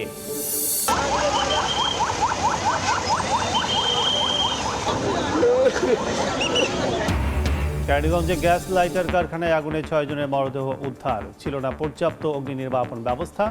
নিহতদের পরিবার প্রতি 2 লাখ টাকা করে সহায়তার ঘোষণা। এবং চুরি গেছে সংকেত বক্স, স্টেশন সংযোগ কেবল। পুরোপুরি বিকল ইন্টারলক সিস্টেম। ভেঙে পড়েছে পদ্মা সেতু রেল প্রকল্পের সিগন্যাল ব্যবস্থাপনা। ভয়াবহ দুর্ঘটনার শঙ্কা।